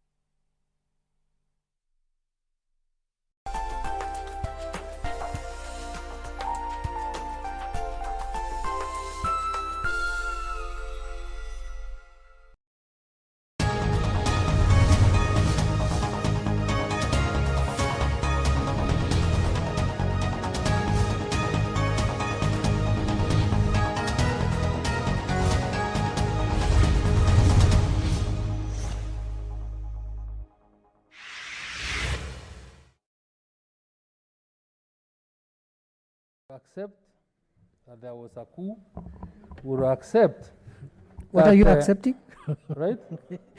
Yeah, in the leadership of the House, Mr. Speaker.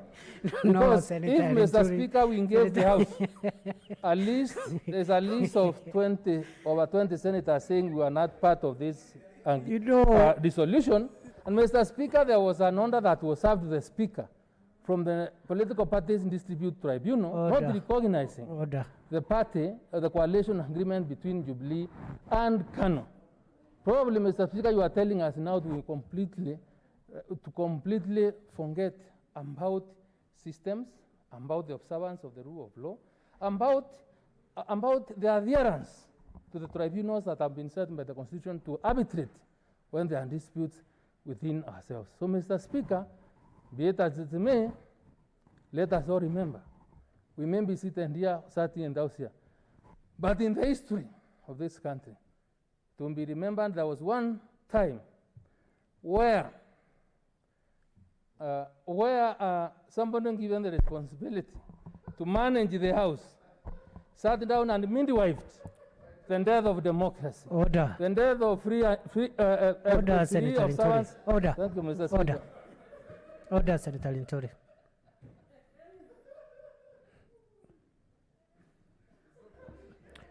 Order. You know, Senator Linturi, you must understand the chair. Because the chair, I can see when you said what you have just said, there were comments, varying comments, depending on the recipient of your information. But please understand, the chair can neither cheer nor jeer. You get the point? So let's not, these are things, some of the things you're saying can be said, maybe out there in our party caucuses. Senator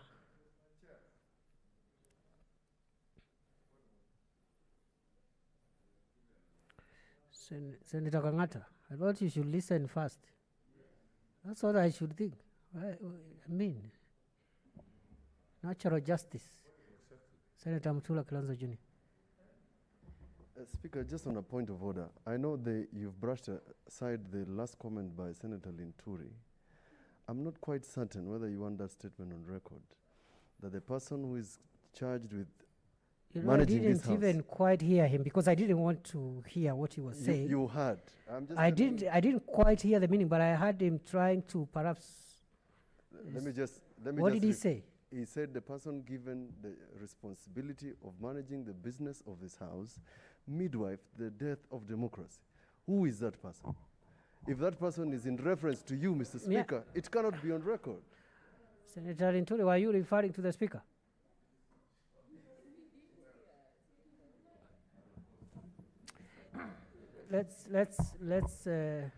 Yes? Mr. Speaker, if you never heard, being the person that is so sensitive to comments that we make here, who is always listening to what we are saying, and who has been steadfast in correcting us, Mr. Speaker, unless my good friend Mutula Kilonzo Jr. may have been in another world where I was trying to imagine such statements coming from Linturi. So, Mr. Speaker, if you've not heard, I don't think he may have been imagining his own things. Let's make progress. Let's make progress. I have already made myself clear. Let's make progress. Let's make progress. Senator Haniri. What is it, Senator Haniri, a moment. What is it, Senator Pareno? You are a bit agitated.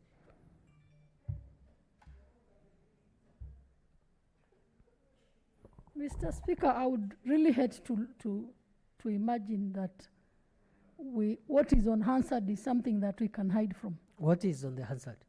Exactly what Senator Mutula told you that Senator...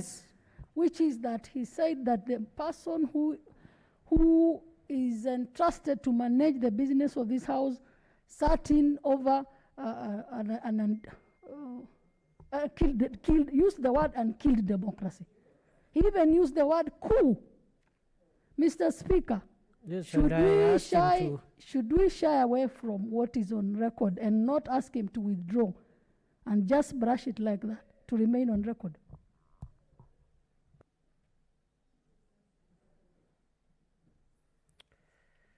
Senator Linturi, I have taken, because I didn't quite hear, but because I was attending to something else within the House, and then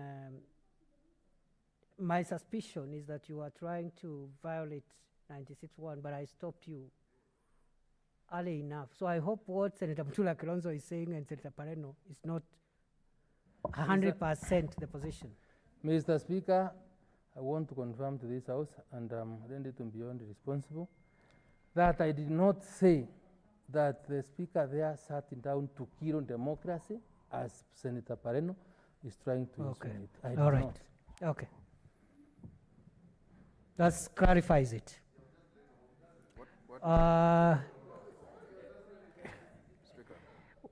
What is it, Senator Sakaja? Mr. Speaker, not only have you not clarified it. Order, Senator Inturi. You cannot leave the chamber when you are on. We have to acquit you. Yes. Mr. Speaker, not only have you not clarified it, because if someone says, no, I didn't say that, and it is there. Mr. Speaker, you have let that same paragraph be repeated now thrice. So, Mr. Speaker, if you consider that matter and the answer is consulted, all other such references must also be I hope, withdrawn. Senator Sakaja, you are not saying that the chair is abetting and aiding a crime. By implication, Mr. Speaker, you have let it remain in the record of this House. Unless the answer is consulted, I think it will be bad for you to let that happen to your own chair, because you're the Speaker, Mr. Speaker. What are the acts of 21? Because that's what we need to be checking. I'm on the floor. I'm the one talking.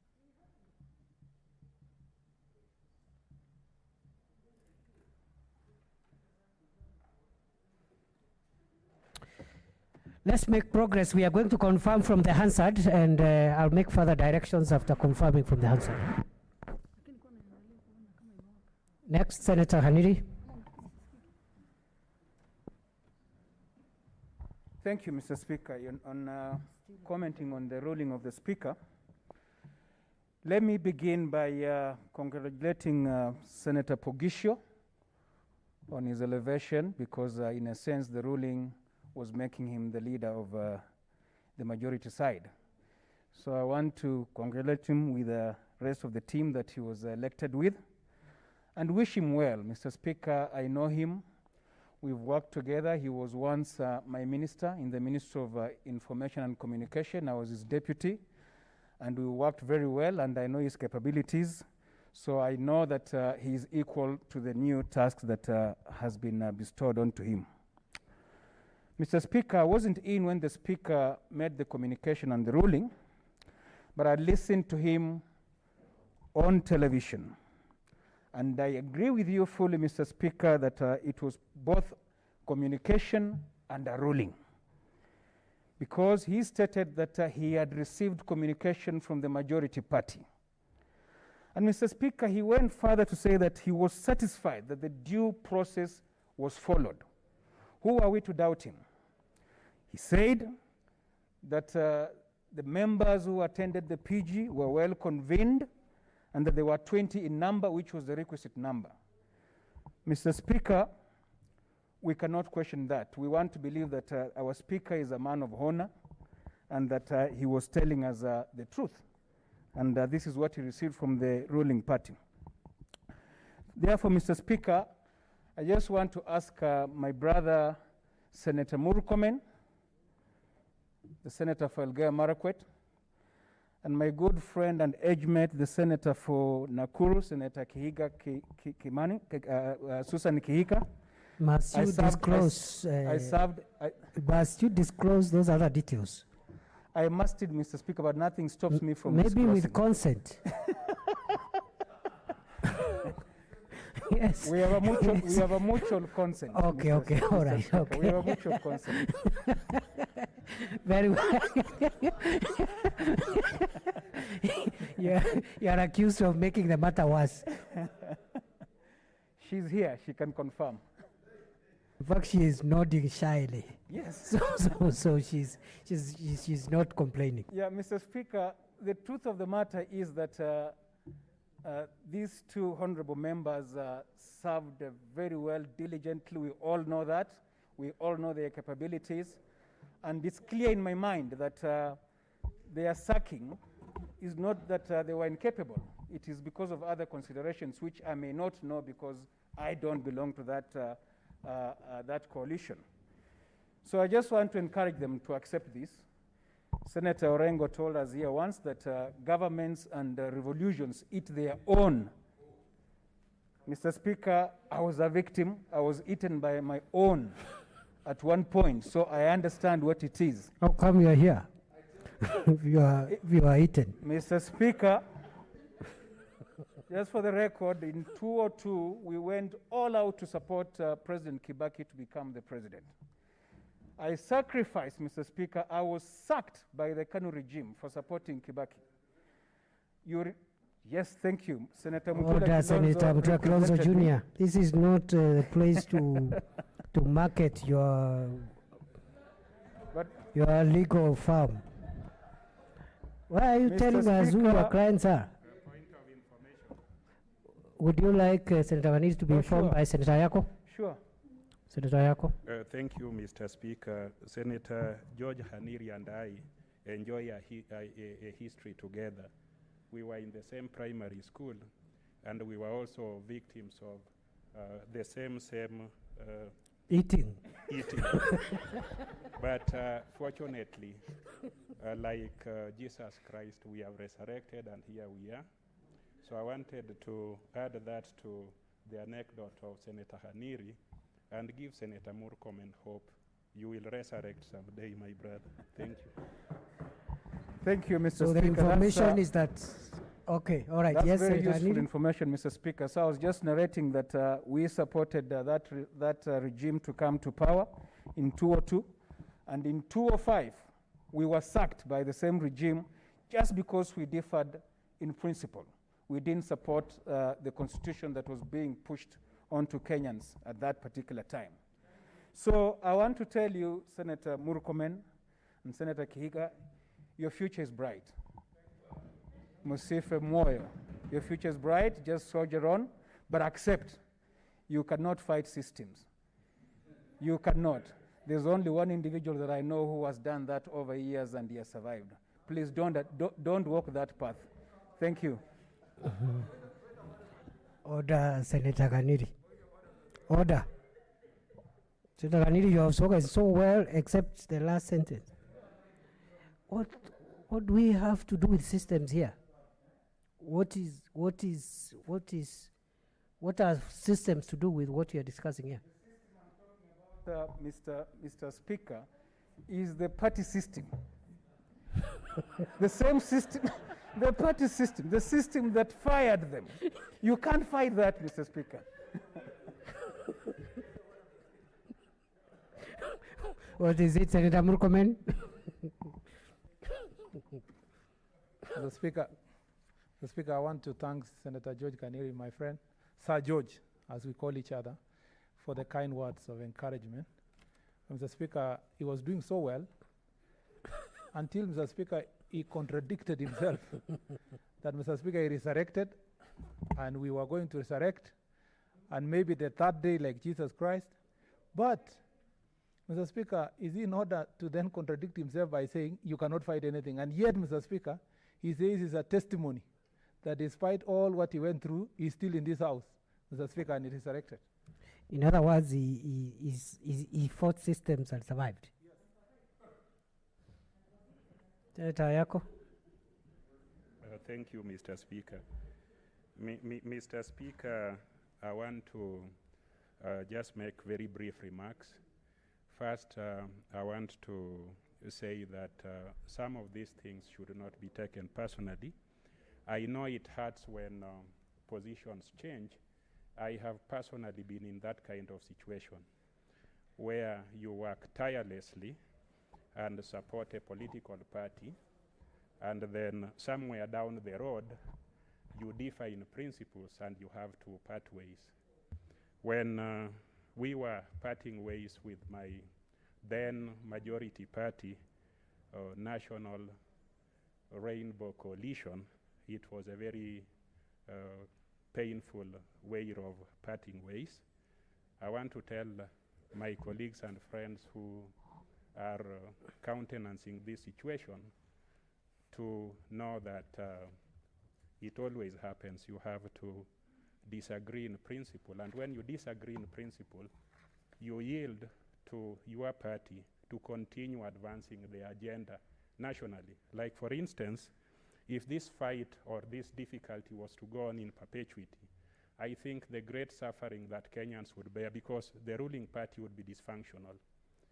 I believe that if you have ambitions to run in future and form another party, this gives you an opportunity to create your own organization where others who will disagree with you may part ways.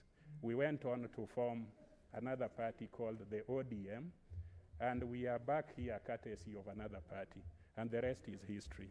So this is not a matter of life and death where you have to fight your party in perpetuity or to adopt a scorched earth policy. You have done a very good job leading when you had that privilege. You are still doing a good job by being members of this house. I think it is something that may not be either legal or illegal, but it's a political decision that this nation must move forward. So, Mr. Speaker, I hope that both sides will find healing in this act and accept the new reality that we have to move forward as a nation and work for our people without bringing difficulty to the agenda of this house and the agenda of the nation. With those very few remarks, I thank you, Mr. Speaker, and let's work with what we have and the leaders that God has given us today. Thank you.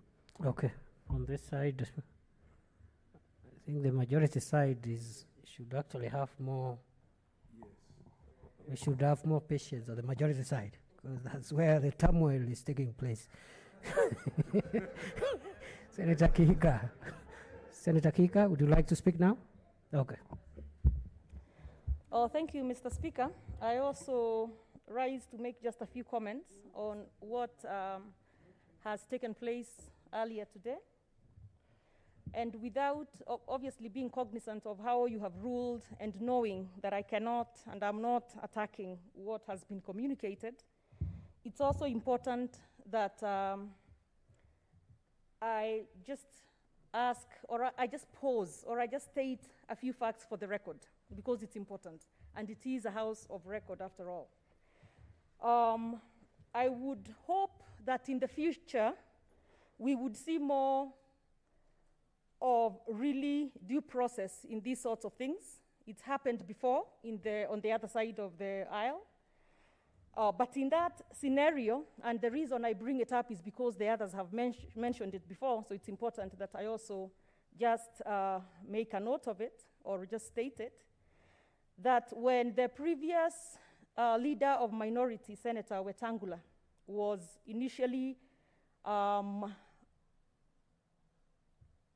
removed by the NASA coalition, the ruling by the Speaker was that the decision had to be communicated by the minority whip, which clearly here today, that never happened. So it seems the rules of the game change as time passes, or perhaps as directions are given, but we go on. And what I would probably wish to state for those senators who have talked about we move on and let the House continue working, you shouldn't worry about that. Obviously, I mean, at the end of the day, I'm here because I'm the senator of Nakuru County. And the decision this morning does not change that. So I will continue to work for the people of Nakuru County and to be an active senator in this House. But at the same time, it's important to also note that as my age mate there, granted, you should really, Senator Haniri, you should never really state the age of a lady, because people might find out your age and then be able to determine mine. Now you are protesting after the fact. After the fact. I gave you an opportunity to protest. No, but I don't mind. I don't mind. Just don't say it again. Out of the window. Yeah. Mr. Speaker, sorry.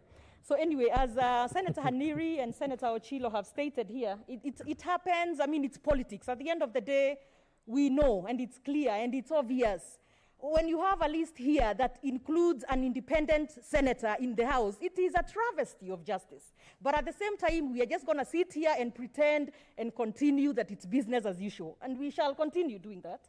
And it will happen again as it's happened before, and it will happen in the future. But at the same time, don't try to gag us. Let us be able to just say it. So as we proceed, we also know that there was an order. There was an order this morning from the Political Parties Dispute Tribunal, and we know there was no reference made of it.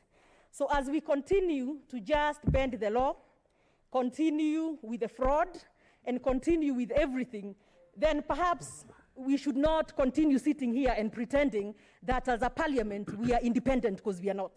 We are directed from other chambers, from other quarters, and that is why such a communication does not come from the whip, but comes from wherever you know it came from. But that's okay, that's for another day. It will happen to others. We move on. But we shall fight and continue fighting for our cause. And we are sure and we know, and it's no secret, that probably the reason we were replaced in a dictatorial manner and probably did not follow the proper procedure is because we are independent-minded. We shall continue to be independent-minded, and Mr. Speaker, as I sit, I shall leave, I will read a quote here from Senator What is it, Senator Perez? Ted Kennedy.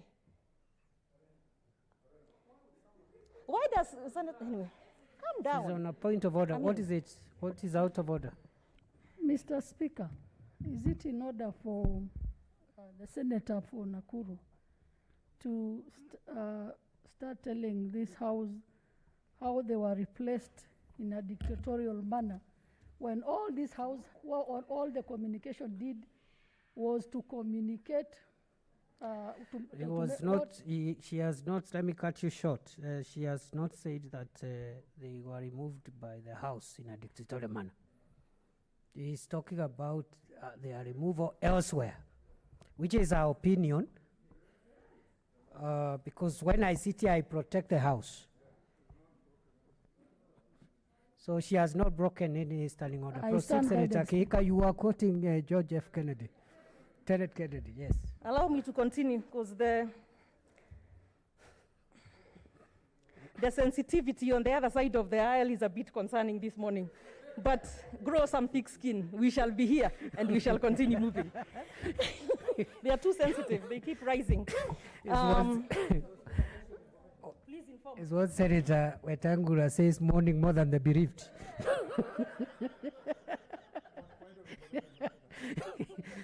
What is it?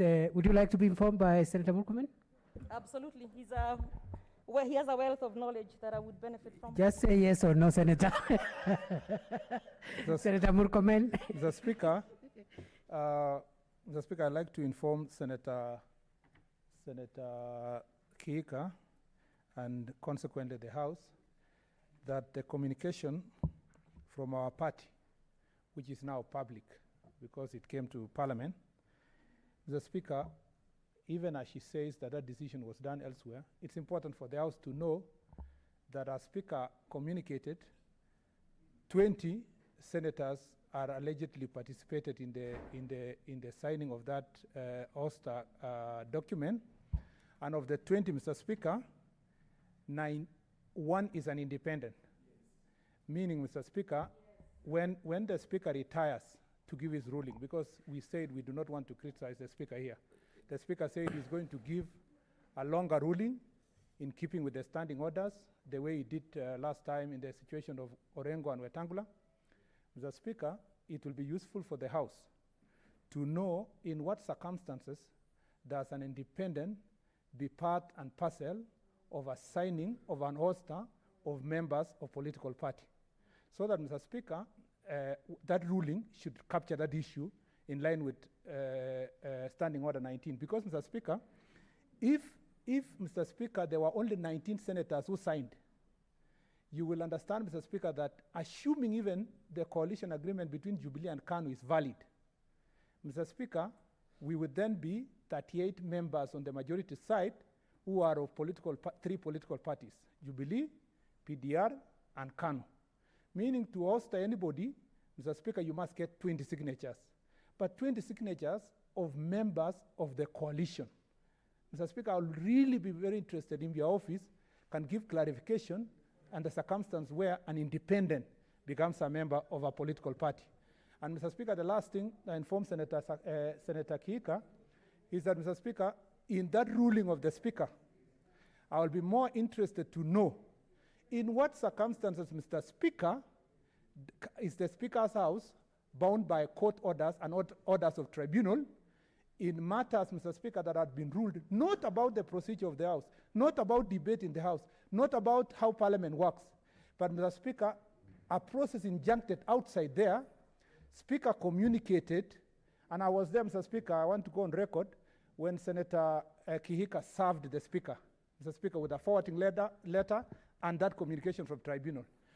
Speaker's office then tell us... You see, Senator Murkomen, just as a conclusion, no, that's fine, but just for the record. Yes.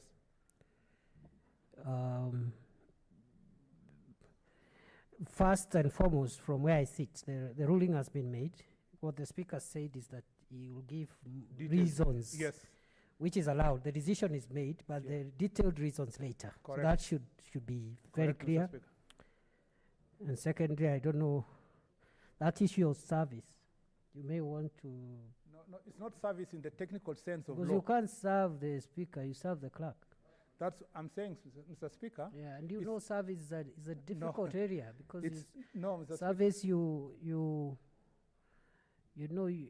You serve if you are a process server or an advocate on record and that kind of thing. But anyway, let's not. Just concluding there. I was saying, it's not service in the technical sense of law. All because if it was service, they maybe should have brought to the attention. Process server, Okay. When Senator Kihika forwarded the letter from the her letter, submitted her letter. What is it, Senator Pogisio? The communication. But I'll just go. Let me conclude. We agreed. Yeah. We will hear you. Yes, Speaker, just conclude. Let me conclude. I just have 1 minute. It's just a point of order on the same. So. Mr. Speaker, I'm on communicate. But he's also on a point of order. He's on a point of information, Speaker. Okay. And I think he's... Senator Murkomen, let's bear with Senator Pogisio. It's just, Mr. Speaker, that the limit of information... Yes. It looks like my predecessor is opening debate and debating rather than just giving information, Speaker. And if they were together with Senator Susan, how could he be informing her of things that they did together, Speaker? He's informing the House. Very much together. No, he's informing the House. Senator Pogisio, we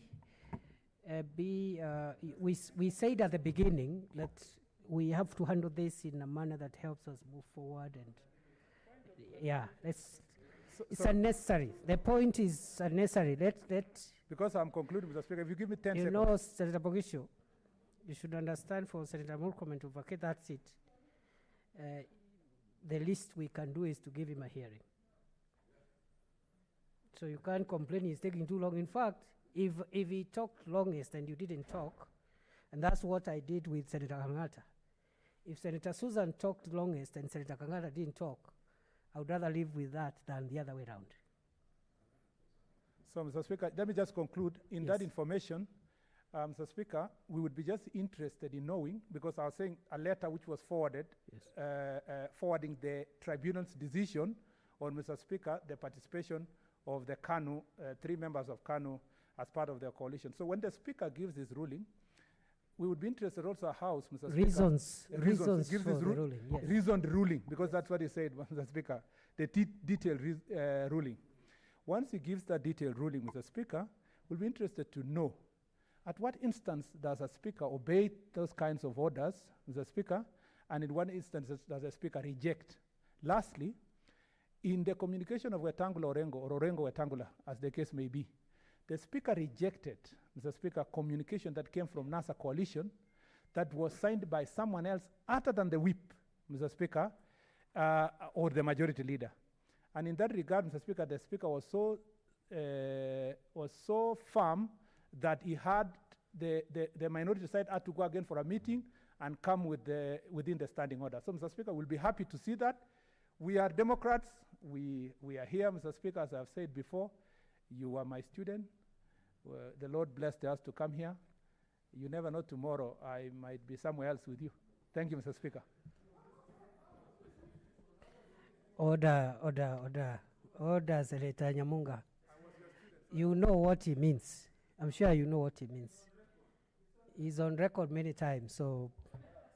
For the record, Mr. Speaker, I'll just say I was your student. Yes, I think that's what they wanted to hear. But these are some of the these are some of the things that you can overlook because Senator Murkomen has been consistently on record. It has not been in dispute. So, Senator Kika, do you? I was actually just concluding. Yes. And I'm glad and have been informed, as I stated earlier, when you have a list of 20 people and one is an independent, then it's problematic. When you also have another list signed by 21 people and nothing is mentioned, another 20 people, then you wonder, how is it that our total number is 38, but now we have a list of 40 and no reference is made? But I look forward, like Senator Murkomen has stated, to the reasoned ruling by the Speaker. I hope it will be here sooner than later. All right. But yes, I was about to actually, before I sit, quote one Ted Kennedy, who, before he passed on, was a senator. Order, Senator Kaniri, Senator Mazayo. Oh, okay. Proceed, Senator Kika. Thank you. So as I was saying, because we know that the reason what happened or the reason that there was a coup is maybe because we are a little more independent-minded than would be okay in some quarters. So as I sit, I will read these. What is this, Senator?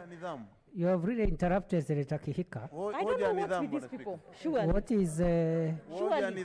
Yeah, you know, Senator Mazayo. And I'm not trying to gag you. I'll still allow you. But at the beginning, I said, let's try and manage this. You can say the same things and manage ourselves so that we make progress. Bwana Spika, hoja ya nidhamu, Bwana Spika. Kwa sababu nataka kumkosoa mahali. Yes. Bwana Spika, nilikuwa nauliza, kulikuwa na mapinduzi vile ambavyo inaambiwa kwamba kulikuwa na coup. According to her, manake, in the party, tunavyoelewa, that's she says, according to her in the party, yani kunakuwa na mapinduzi, mageuzi ambayo si ya kihalali. Senator Mazayo, remember we said we distinguish between party activities and House proceedings. Senator Kihika has managed to maneuver the issue of the House carefully up to now. Her views about the party is something that perhaps she could have a latitude, of course within the rules also, to have her own opinion. Because if there was a coup in our party, this is not the place where the party where we can discuss that. Thank you, Mr. Speaker. And I'm really trying to finish, but these mourners who are mourning more than the bereaved just keep interrupting. But anyway, they would, if there was a coup in our party, they are not members of our party, so they wouldn't know. So I'm just responding to the point of order. But anyway, like I said, sometimes it's difficult when you're independent-minded, and sometimes it's difficult when you see things differently. However, I want to also still thank the senators in the Jubilee Party who had given me the privilege to serve them as the whip in the House, so I want to thank them. I know there was a lot of coercion, there was a lot of intimidation, but I understand, like we were told earlier this morning, it is politics, and that's just the way it is. So, with the cause that I have been pursuing, I will continue to even pursue it more vigorously. I know one of the issues that they had with me was because I stood up for the people of Kariobangi, and I'm told I'm a whip, I should not be able to speak on evictions in Kariobangi. So here is the quote from Ted Kennedy as I sit. For all those whose cares have been our concern, the work goes on. The cause endures, the hope still lives, and the dream shall never die. So we may be down, but we are not out. Thank you, Mr. Speaker.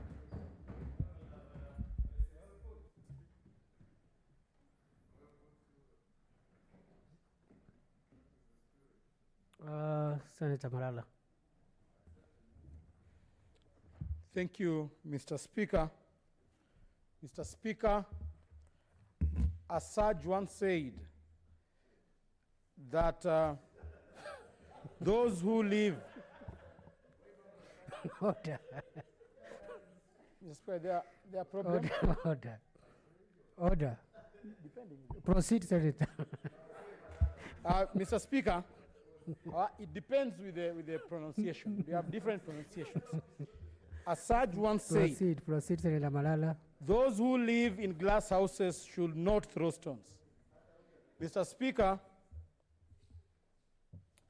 on this particular issue of the removal of Senator Murkomen as the majority leader and Senator Susan Kihika, the chief whip, I choose to comment in silence because I live in a glass house.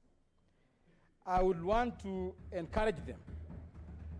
And I've been following Senator Murkomen's tweets of encouragement, Bible verses every evening.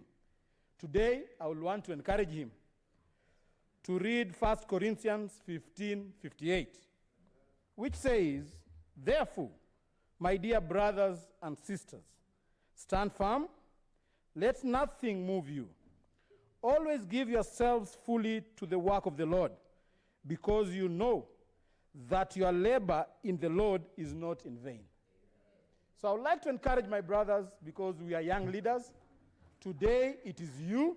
Tomorrow it will be Cleophas Malala being removed as the deputy minority leader. So I wouldn't want to throw stones, yet I live in a glass house. I would want to encourage young leaders, stay firm, grip tight onto the rope of hope, and you'll succeed.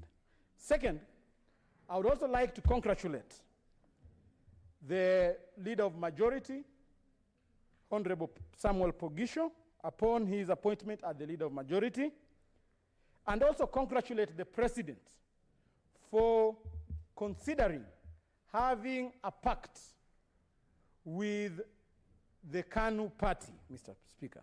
Mr. Speaker. Is this the place? Because upon appointment No, the congratulations part. Yes. Yes, because Is this really the place? The leader of majority is a member of KANU, and therefore he has joined government, and I want to congratulate the president for effecting the coalition between KANU and Jubilee government, and the fruits of the coalitions are seated here through Honorable Pogisho, Mr. Speaker. Mr. Speaker, I want to congratulate the president on that particular issue, because, Mr. Speaker, in the past, we have seen governments that have performed are those governments which considered even the opposition and other parties to be part of the government. You remember the Grand Coalition government. These, according to me, is the best performing government since we got independence, Mr. Speaker. And therefore, we would like to encourage the president to consider even opening up this Jubilee government to other parties. We have parties like Ford Kenya, who should be encouraged to get into government. We have brilliant minds like Senator Wetangula, who will help this government execute mandates, Mr. Speaker, that they are supposed to execute, Mr. Speaker. Mr. Speaker, we have parties like ANC. We have parties like Maendeleo Chap Chap. We have parties like ODM, Mr. Speaker, who should be given an opportunity to be part of this government, because the key role of government, Mr. Speaker, is to serve its citizenry. That does not say that we want everybody to be in government so that we do not have opposition. How relevant is that to the communication from the chair? So I'm listening carefully. Yeah.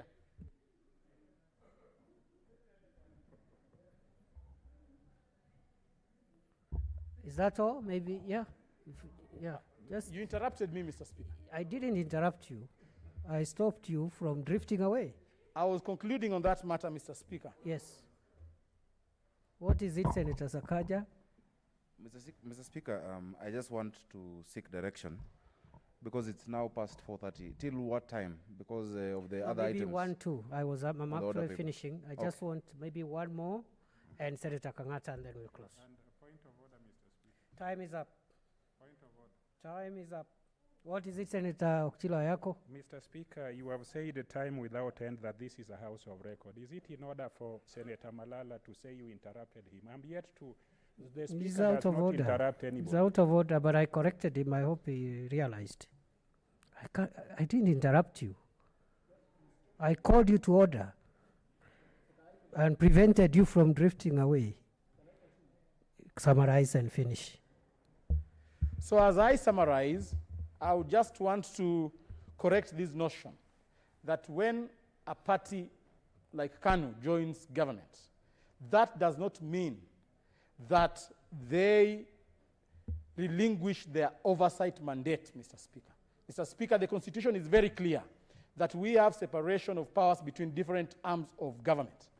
The executive will execute its mandate as the executive, and as legislators, Mr. Speaker, we are mandated to oversight the executive as a whole, but not at the majority and minority side. So I would like to encourage Senator Pogisho to know that you are not only a representative of the executive, but you are here to ensure that we oversight executive so that it performs its mandate as enshrined in the Constitution. Thank you. Very well, Senator Dr. Langat. And yes, Senator Mazai, I hope you had your time. And you spoke in eloquent Kiswahili. Yeah. Thank you. Okay, very well. Let's make it 3 minutes for the remaining speakers. Okay, thank you very much, Mr. Speaker. I would also like to add my voice in this one because I'm a member of the Jubilee Party. Just as the ruling had been made and extensive one will be made later, I would have also wished that some issues which I would have mentioned according to the standing order, because of time I might not mention, Mr. Speaker, that is in Article 19, where it says that a senator elected under paragraph 1 may be removed by majority of the votes of all the senators belonging to the majority party. I would have added that one because one of the members that have been mentioned that they gave their signatories and attended the meeting, Mr. Speaker, as Mr. Murkomen said, is an independent candidate. So those are the areas that might finally make the ruling appear as if it is weak.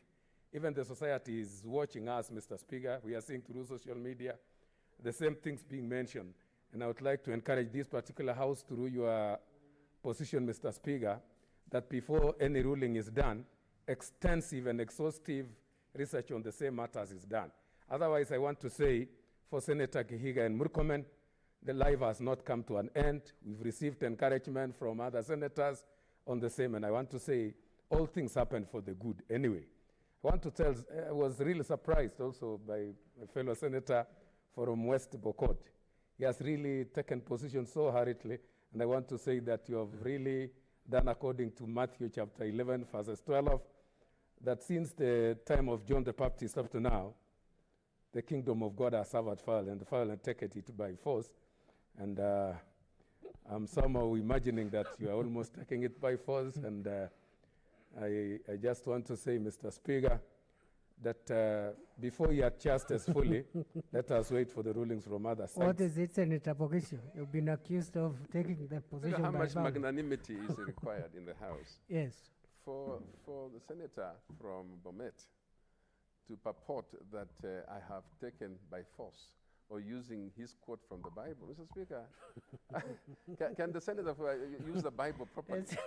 So, Mr. Speaker, I mean, the Bible has got a lot of things, but that's not one of the things that applies. Let's leave it there. I think that was his interpretation of the Bible That was my as it interpretation. applies to your situation.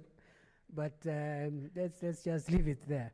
Yeah, I'll make my comments when, as we progress. I would also like to say, Mr. Speaker, as I've been listening, I would like to encourage Senator Malala for having been able to see some changes in Jubilee. However, he had not commended the same when their party was removing Senator Wetangula in a very painful process. So I tend to think he should remove the locks in his eyes so that he be able to see the speck in other people's eyes. Otherwise, I want to say, I don't want to, All right, conclude. we have to, yes, thank you. Are you done? But me being a Jubilee member, Mr. Speaker, I want to say we have not exhausted the matter. We shall continue fighting for the same until the right journal is followed and all the means are exhausted democratically, Mr. Speaker. Thank Absolutely. Nothing stops your party from pursuing whatever remedies. Senator Mutula, you have spoken. You're good. Would you want to say a word or two? Thank you, Speaker.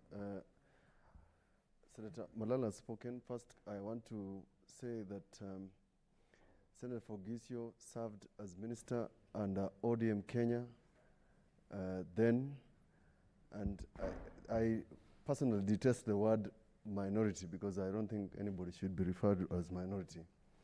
For those who have been removed, I've said here before that we are serving temporary interests of political parties. They are not hereditary.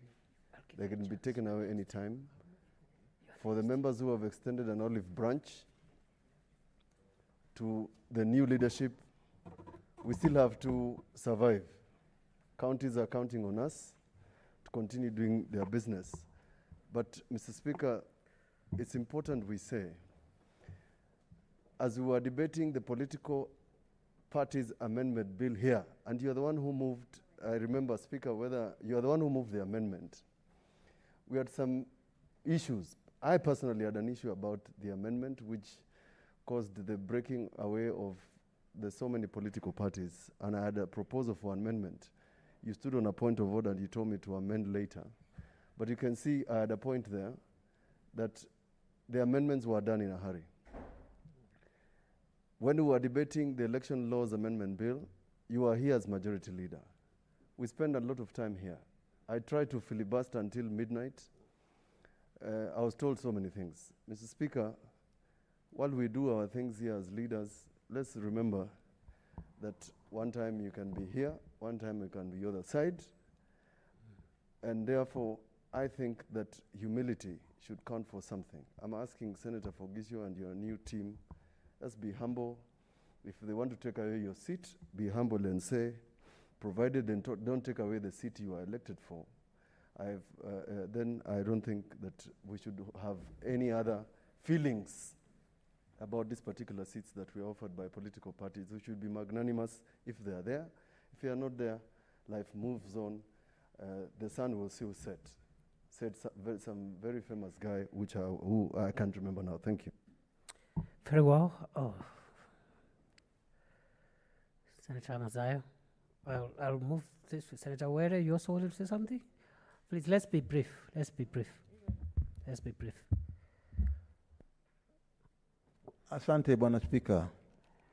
Now that this matter has got all this time, I hope we'll exhaust it and so that we put it behind us.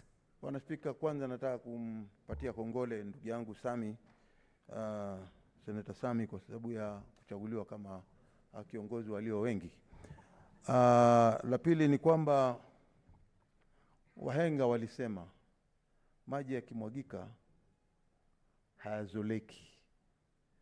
Kwa hiyo nataka kumpatia nguvu dada yangu Kihika na ndugu yangu Murkomen, ya kwamba yametendeka yale yaliyotendeka na wakubaliane nayo,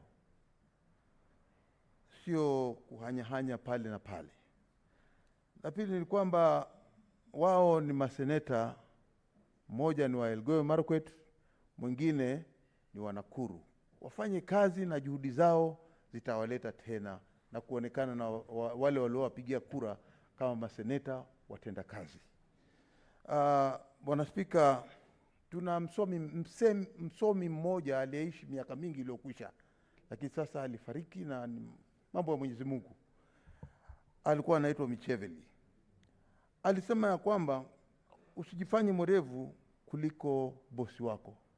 Kama mimi niko katika party ya Ford Kenya, siwezi leo kuwa mwerevu zaidi ya ndugu yangu Wetangula Moses. Kwa sababu nikiwa mwerevu zaidi ya ndugu yangu Masika, leo ataniambia wewe nitakuchapa kiboko, na uwezo huo ako nao. Kwa hiyo Bwana Spika, tunajifundisha mengi kwa wale wahenga walioenda zamani. Bwana Spika, vile vile bosi wako ni bosi wako, hata kama hukubaliani naye, kwa sababu mbinu na njia na akili ako nazo, ndio sababu ni bosi wako. Kwa hiyo mimi langu ni kuwatia moyo ndugu zangu na kuambia kwamba sote sisi tulioko hapa tuko hapa kwa minajimu ya pati zetu, mimi nikiwa niko ODM. Na ikiwa mimi ni lazima niketi kwa niketi vizuri kwa hii party, ni lazima nimheshimu baba Raila Amolo Odinga. Bila hiyo siwezi kuketi hapa katika hili bunge la Senate. Hiyo ni wazi kabisa. Kwa sababu tunasema ya kwamba ikiwa wewe hutaheshimu kiongozi wa pati yako, basi huna haki ya kuketi katika hili bunge la Senate ama bunge la kitaifa.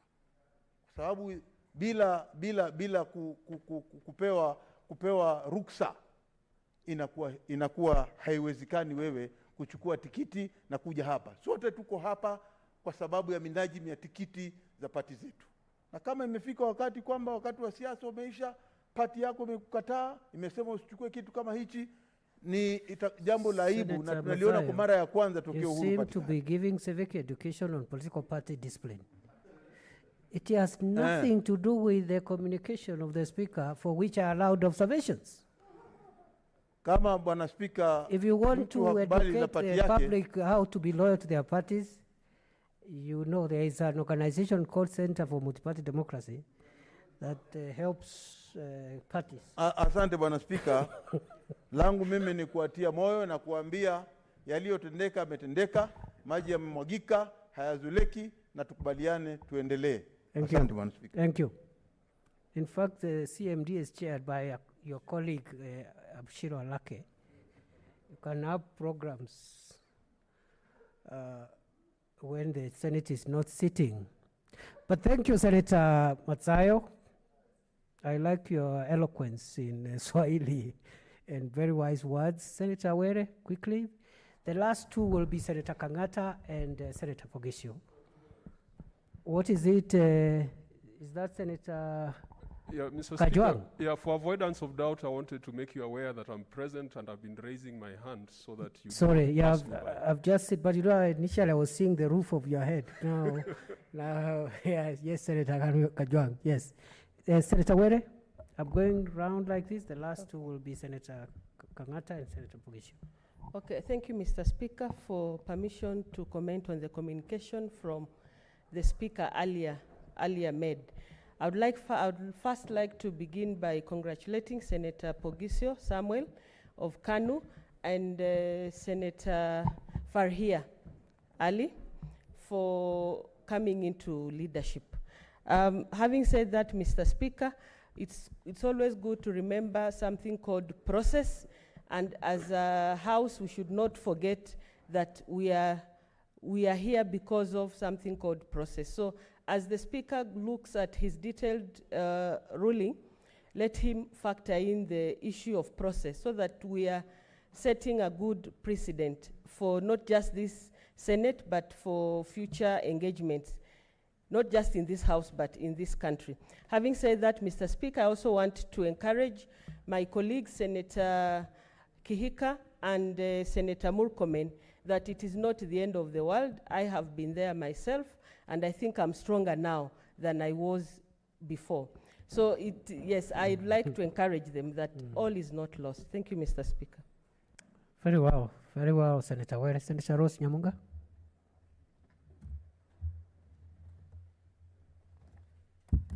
Thank you, Mr. Speaker.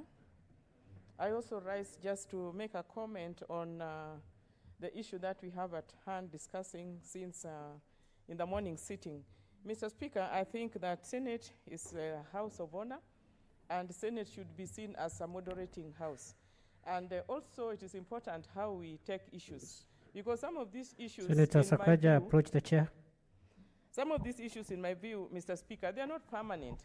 Being in this house is just a privilege for a particular time. We can be elected from time to time to be here.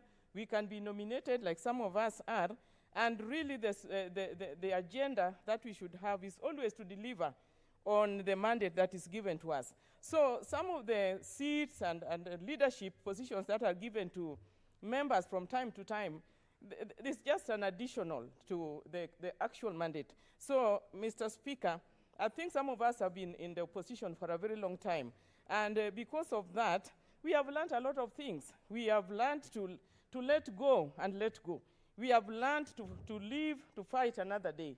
So some of these things, we should treat them with a lot of caution. We should, because we are an example to people outside there, we are an example as an upper house, a more sober house, a house that should be able to see things in a more moderate and sober manner. So, Mr. Speaker, I want to congratulate Senator Pogisho for the opportunity that is given to him, and I just want to advise him, or just to add my voice to say that it is important to honor some of the leaders that you have around you, because it is important, and without recognition of the leadership, or even the higher leadership, even the presidency, they are very, very important seats that we must always.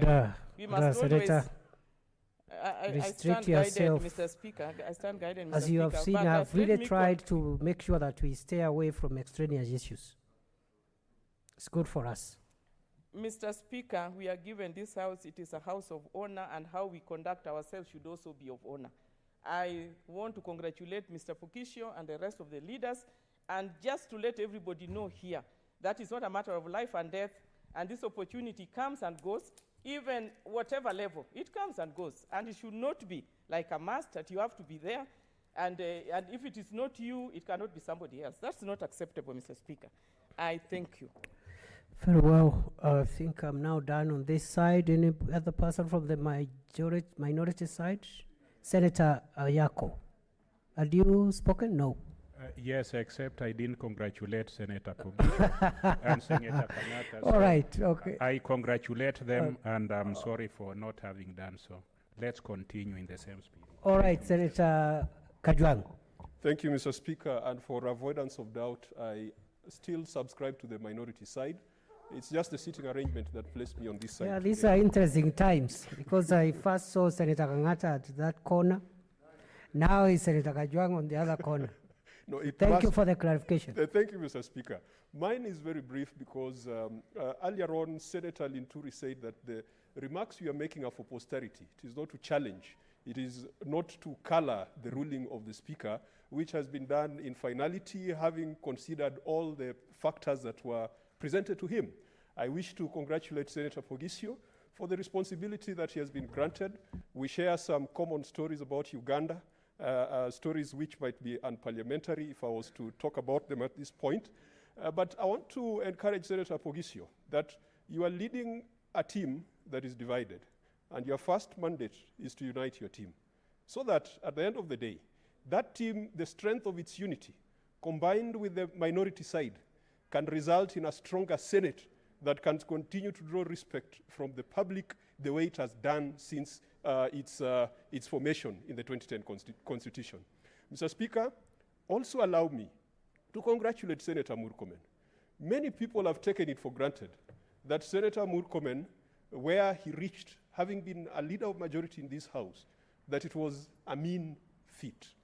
At 41, 42 years of age, he broke the glass ceiling. And we must accept that he aspired and he managed to succeed to get to a job, a very difficult job, at a difficult time, when we were resisting, when we had refused to come to this House. He could have had several challenges, but he has done his bit. I want to thank him for the part that he has played. We shall continue playing football together, and I believe that at his age, he still has a lot to offer this country. In parliaments all over, Jeremy Corbyn is now sitting in the backbench. He has been the leader of Labour for so long. Someone else has taken over. Theresa May, having been Prime Minister, is now sitting in the backbench. Mr. Speaker, I have had the privilege of leading the Public Accounts Committee in this House for the last 3 sessions. I am now in the backbench, congratulating and cheering on the team that has taken up that particular task. I want to challenge the leaders of this House, Senator Pogisho, Senator Orengo, and the rest of us who are in House leadership. This House faces challenges which, if you're going to get into a post-COVID-19 discussion, Mr. Speaker, the consensus is that the bureaucracy of politics and government in this country is too expensive. And people are looking for low-hanging fruits that can be plucked off. And I can tell you that with the drama that has been coming out of the Senate, there are many people in this country who think that Senate is not serving any useful purpose. And so when it comes to cutting down the fat that is the bureaucracy of politics and government, it might be the Senate. The leadership of this House, let us be relevant in the constitutional discussions that are going on. Let us be relevant in oversight and monitoring of whatever is going on in counties. Mr. Speaker, I can tell you, having been chair of PAC, that the post-mortem approach is not going to help this House, and it is for the leadership to come up with a proper framework to engage senators in monitoring and evaluation. But more importantly, let us review our standing orders. Everyone seems to have a different interpretation of the standing orders. And that is a matter that is being disputed in the Public Accounts Committee, the matter that is being disputed in the leadership of the majority side of the House. We have a golden opportunity after 8 years to review our standing orders, to make them fit for purpose. We don't have to copy and paste whatever is happening in the National Assembly. Mr. Speaker, I believe the leadership is up to that task. We as followers, we shall be there to encourage them, to remind them, and to whip them whenever the occasion requires. Well, very, very inspiring remarks from Senator Kajwang. Next is Senator Wambua. You have not been around. We have spent the whole afternoon on this matter. Anyway, I'll grant you 1 minute because you are a late comer. You must have gone for tea or lunch. Mr. Speaker, kindly make it 3 minutes. Proceed. If you will. Thank you, Mr. Speaker. Mr. Speaker, I also want to take this opportunity to, first of all, congratulate Senator Pogisho on his elevation to the position of Majority Leader. The Speaker, it will be remembered on a light note that I refer to Senator Pogisho as Wiper Chairman, now on loan to KANU. And so I want to congratulate him for this new position that he has gotten. Also congratulate Senator Kangata on getting the position of Majority Whip.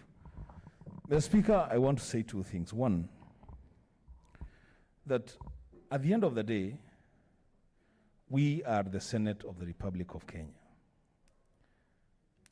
We are currently facing 3 serious enemies.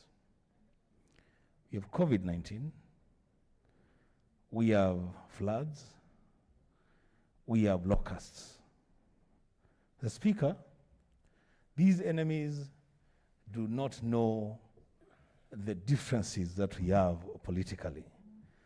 They don't care whether we belong to Jubilee or to Wiper or to ODM or to whichever political formation.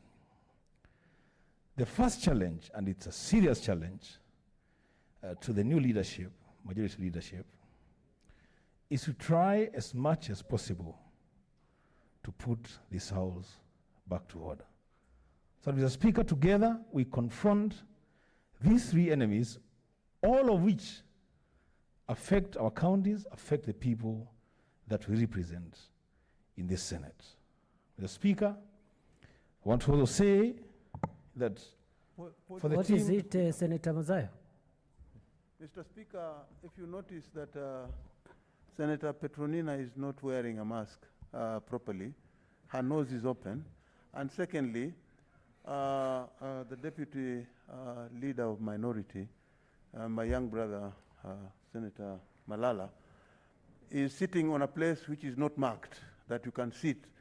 That is where you are not supposed to sit. And they're discussing or they're consulting, which is very good. Thank you, Senator. But they're not in order.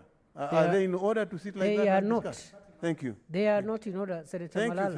Thank you, Mr. Speaker. Not only are you not supposed to sit in a seat that is not designated, but also you should not leave your designated seat. And next time I will make very drastic orders, because I've seen we have started taking this for granted. Right? Yes. We might have to fumigate you and seat and take you out for a while. Yeah. Thank you, Mr. Speaker. I stand guided. Yes. Though I was consulting with Senator... There are no consultations during this time. Senator Petronila on party issues. We are Order. members of ANC. That even makes it worse. Yeah. This is not the place to do political party caucus meetings. Because I've also consulted you, I've consulted the clerk. Order. Sit down, Senator. Resume your seat, Senator Malala. I think you're making fun of a very, very serious issue, and we are at the forefront of preaching to Kenyans why they should take these things seriously. Very well. Senator Were, be warned accordingly. What is it, Senator Fogisio? Speaker, just it's actually a matter of procedure. And Mr. Speaker, you may have to make this clear from your where you sit.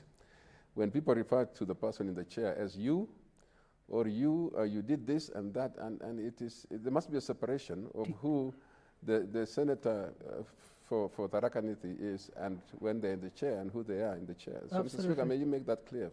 Has there been a reference in that letter? Yeah, because this is not this, as Senator Pogisio said.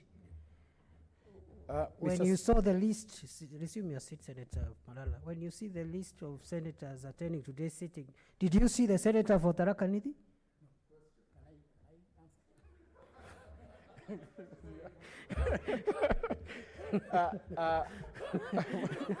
Mr. Speaker, Mr. Speaker, I stand corrected.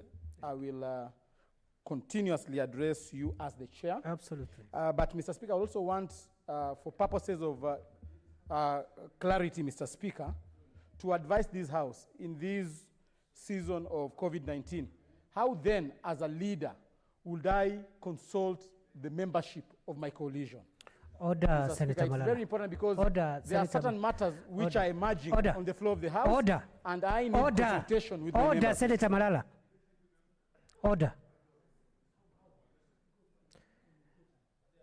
For the avoidance of doubt, senators must, during this extraordinary season, retain the seats designated for them until the end of that sitting. Secondly, movement within the chamber is not allowed, period. Thirdly, approaching the chair, unless under the direction of the chair, in which even in that case the 1.5 meter distance should be maintained, but also if it is urgent or a private, the matter of approach. I'm talking about approaching the chair, not approaching Senator Were. Order. Fuck Senator Malala. It's only that maybe I am in a different disposition. I should have done something greater. But you see, let's finish this discussion, so that we move on with the matters that are ahead of us. I think we had exhausted. Senator Wambua, yeah, please finish. Please finish. Yeah, thank you, Chair. I was just saying that I also want to take the opportunity to congratulate the outgoing leadership, Senator Murkomen and my best friend, Senator Kihika, for the time they are put in as leader of majority and chief whip. This, of course, is not the end of the world. It's the beginning of a new era, and together we pull as we serve this country to a better destination. I thank you, Mr. Speaker. Well done. Thank you. Good summary. I think now we are done with this minority side. Majority side, I said Senator Sakaja, and then we'll hear Senator Kangata, and Senator Pogisha will close for us. Thank you. Thank you very much, Mr. Speaker. Mr. Speaker, allow me to first congratulate the new leadership from the majority side, starting with the new leader of majority, Senator Pogisho, Senator Kangata, the whip, and Senator Faria. In fact, Mr. Speaker, Senator Faria's elevation to that point is a thing of joy.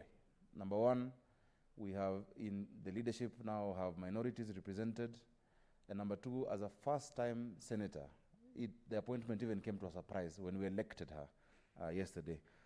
We are confident that this team is up to the task, and that you will not let us down, Senator Pogisho and Senator Kangata.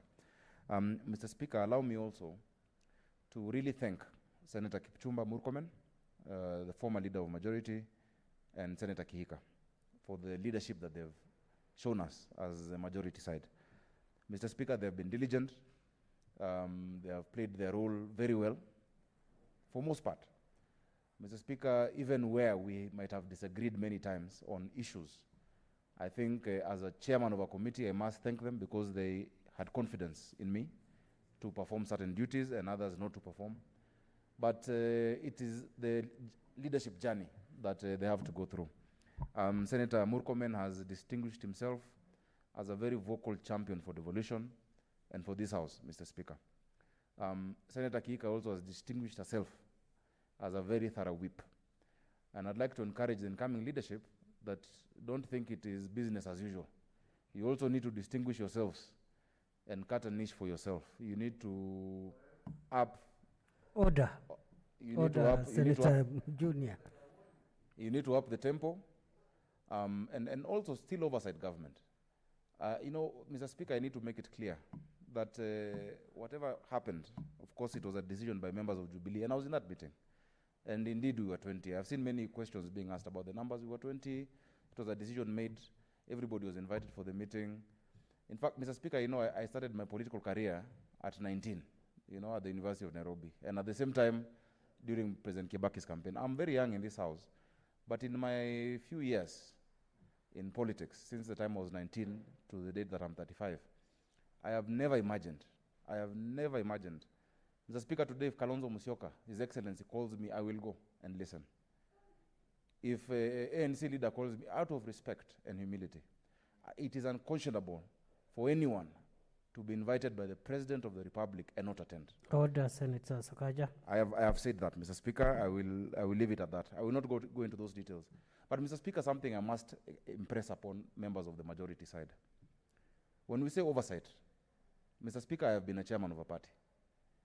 I don't think, even when those who question minority question it, I don't care. But, Mr. Speaker, you can oversight and you can question the government respectfully. You can question issues, but not personality of your party leader or of anybody, Mr. Speaker. It is out of turn.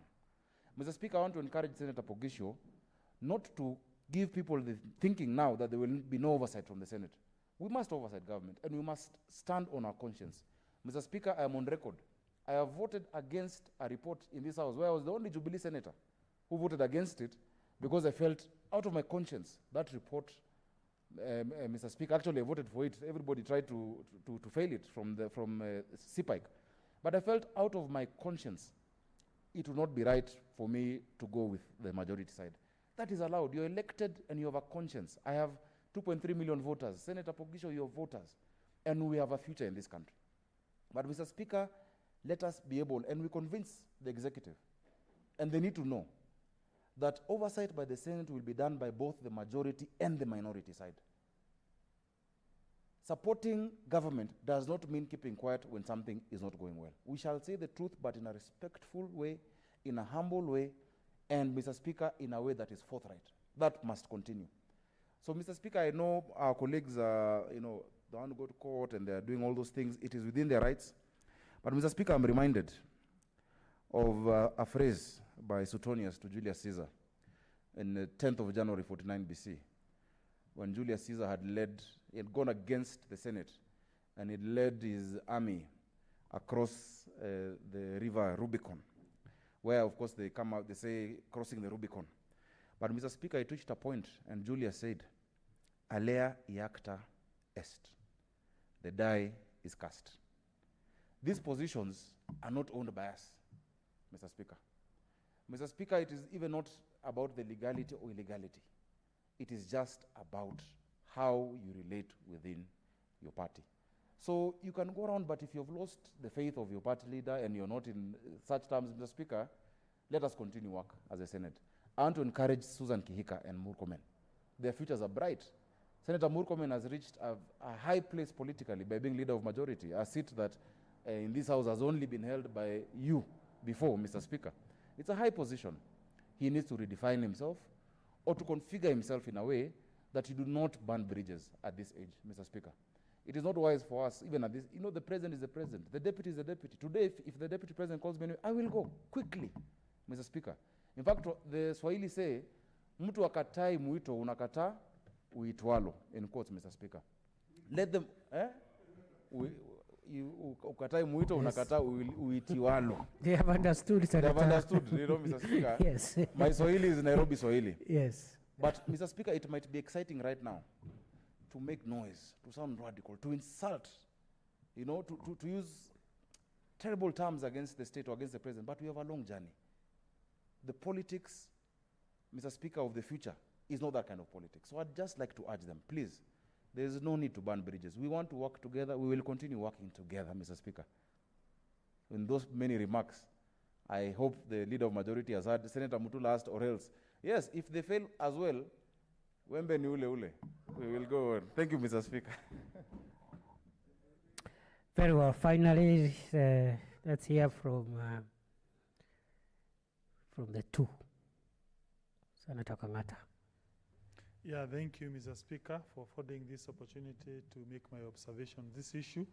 I will speak on only two issues. Issue number one is to congratulate my two predecessors. And number two, I'll also maybe address some of the issues that they have raised. You have only one predecessor. Yeah, I sorry. The Mr. other one Speaker. is a predecessor of Senator Pogisho. Sorry, Mr. Speaker. I apologize.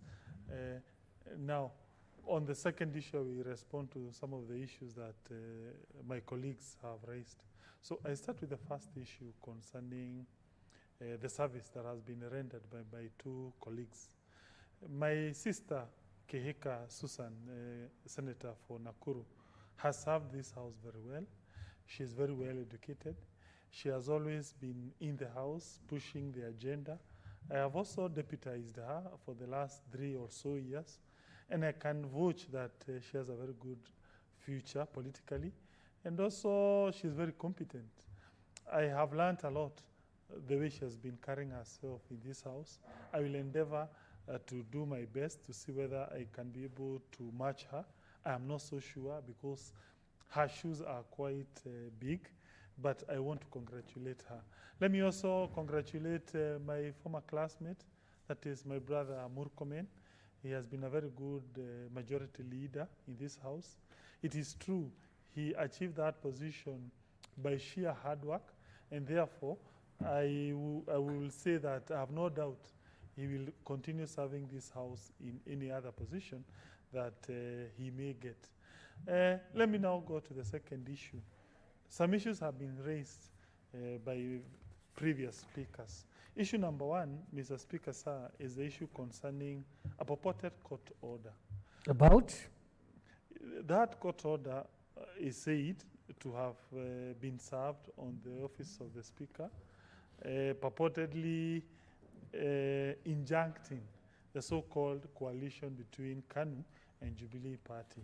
Mr. Speaker, when I look at that document, first, this House was not a party to that proceeding. There was no name of the Senate. The Speaker is not a party to that proceedings. And I am not so sure how that order could bind this House. Number two, as you rightly stated, You know, Senator Kangata, I offered very good guidance. But can I hear, what is your point of order, Senator Mutula Kilonzo, and then Senator Ombo? I mean, the problems in Jubilee are a problem to all of us. But, Mr. Speaker, is it in order for Senator Kangata, who is a distinguished lawyer, to bring out those issues in the manner that he has? Because it's not part of the communication. Half of us don't know what he's talking about. And you put you, the Speaker, in a very compromising position to either have to address him, because you are the one who is purportedly to have been served. Mr. Speaker, could you please direct him? Otherwise, the information should come to us so that we can also help if there's a problem with the service of the order. But it's not part of the communication. Thank you. Senator Ombo. Speaker, I'm just wondering, Senator Irungu Kangata is making reference to court documents.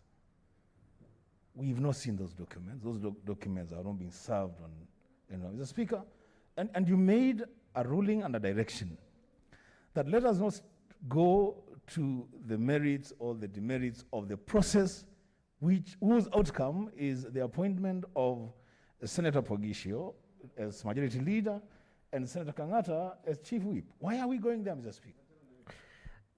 Senator Kangata. and your colleague, Senator Pogisio. The sentiments I made at the beginning were actually the two of you were the biggest beneficiaries. Because you expect the aggrieved party, which you are not, to be the one, raising issues. And you have to be careful because, as I said, this seat is not personal. It's not personal to Senator Lusaka as Speaker. It's not personal to whoever sits here on his behalf. This is an institutional seat.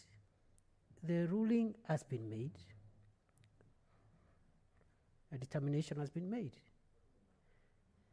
Secondly, I said you can make observations concerning the communication without challenging it, So I would even have expected that from, in fact, Senator Kihika, your predecessor has done much better than you have done, than you're doing now. Which order are you talking about? Yes. The Speaker did not mention a court order. So why are you introducing extraneous issues? Yeah, Mr. Speaker, I apologize. And I also made very clear remarks and said the way we operate as Parliament, we are not guided or we are not directed by other arms of government. We are not directed by the executive, we are not directed by the judiciary, and if there is a decision from another arm of government that is conveyed to us, there are procedures and standing orders to be followed. Yeah, so you are not in court. You cannot come here and start arguing in favor of judiciary. And if the judiciary wants to talk to Parliament, there are ways of doing so, and they haven't talked to us. Thank you. Yeah, okay, thank you, Mr. Speaker. Now, just to inform the House that the letter that I presented... There are no letters. Please just comment. No, there was a letter. Actually, if I were you, I would not have spoken today. If I were you, I would have said thank you, and I'll do my job and sit down. Yeah. No, just... Mr. Speaker... But talk. Yeah, Mr. Speaker, there's but a talk. reason... Mr. Talk. Speaker, I agree. It's only that I thought it may be good that some of the issues that have been raised... Which issues? I mentioned. There's no Anyway, dispute. I will not, let me say thank you. And I want to say that we shall do our best to continue with the business of the House and also continue with the good spirit that has been done by our two previous colleagues. And thank you. Very well. Senator Pogisio. Thank you very much, Speaker. Speaker, this is very difficult speaking here with the mask on and everything. But I'll do my best, Speaker, to be clear. Speaker, I want to take this opportunity to thank the members of the majority side for having the confidence to vote for me and my team to be in the leadership of this House, giving me the opportunity to serve as a majority leader, and Senator Kangata, and Senator Dulo, and Senator Farhia, so that, Mr. Speaker, we have a new team. I want to use the opportunity to congratulate them, but also to thank the leadership of the Jubilee Party, Speaker, in meeting. And just for the record, Speaker, we had a meeting, and the meeting was attended by the members who came. Speaker, I don't want to respond to things that were said, including, Mr. Speaker, the fact that about KANU and so on. Speaker, I just want to mention that, that when my predecessor, Senator Murkomen, and the whip and the other team were elected, Mr. Speaker, KANU was in that meeting, and KANU voted, and so did the other members who were mentioned. And Mr. Speaker, when it's now time for KANU, Mr. Speaker, these matters want to be raised as though there's a new process. There is not a new process, it's the same process, Mr. Speaker. Senator Pogisio. Mr. Speaker, I want to move to, I just want to make that clear, Speaker, that please, we have a situation where some people have expressed some things, and I was just trying to make it But the rest. chair has not put you on spot to respond, because that would have been the case if the chair thought perhaps issues are arising that maybe require further reflection. But anyway, freedom of speech. Yeah. Freedom you know, of Mr. speech. Speaker, if information goes out, it looks like it is the truth. And if the contrary information is not given, Speaker, sometimes people take that to mean there's a truth. And so, Speaker, for those who are listening out there who don't know about what we are doing, Speaker, they think the truth has been said. And we would like, Mr. Speaker, to use the opportunities as well to respond sometimes to the people who are in general public who think that there was no quorum and that there were fewer people and that the other people were there who are outside the meeting were more than those who are inside the meeting, and this is very contradictory, Mr. Speaker. If the nation hears that, they might think, truly speak like they said about a coup. But, Mr. Speaker, the truth is there are two lists, there were certain lists, and we don't know where those signatures came from. So when you say that you have more people and you have more signatures, Mr. Speaker, when the process was there for a first lot, we can ask ourselves the same questions, Speaker. Yeah, we can say how many people were there, how many signatures were there. And so we just want to put it on record, Mr. Speaker, that we are duly elected by sitting and a meeting, and His Excellency the President, who is there for the party leader, Speaker, chaired the meeting, and for that reason, Mr. Speaker, anything else will be, if anybody wants to know the details have already been given to the chair. And so, Mr. Speaker, follow from that, the ruling from the chair then makes us the leaders at this point. May I now just say thank you to the people who served my predecessor, Mr. Speaker, Mr. Murkomen, the Honorable Murkomen, Senator Murkomen, Speaker, and I come from the same region. He represents a neighboring county.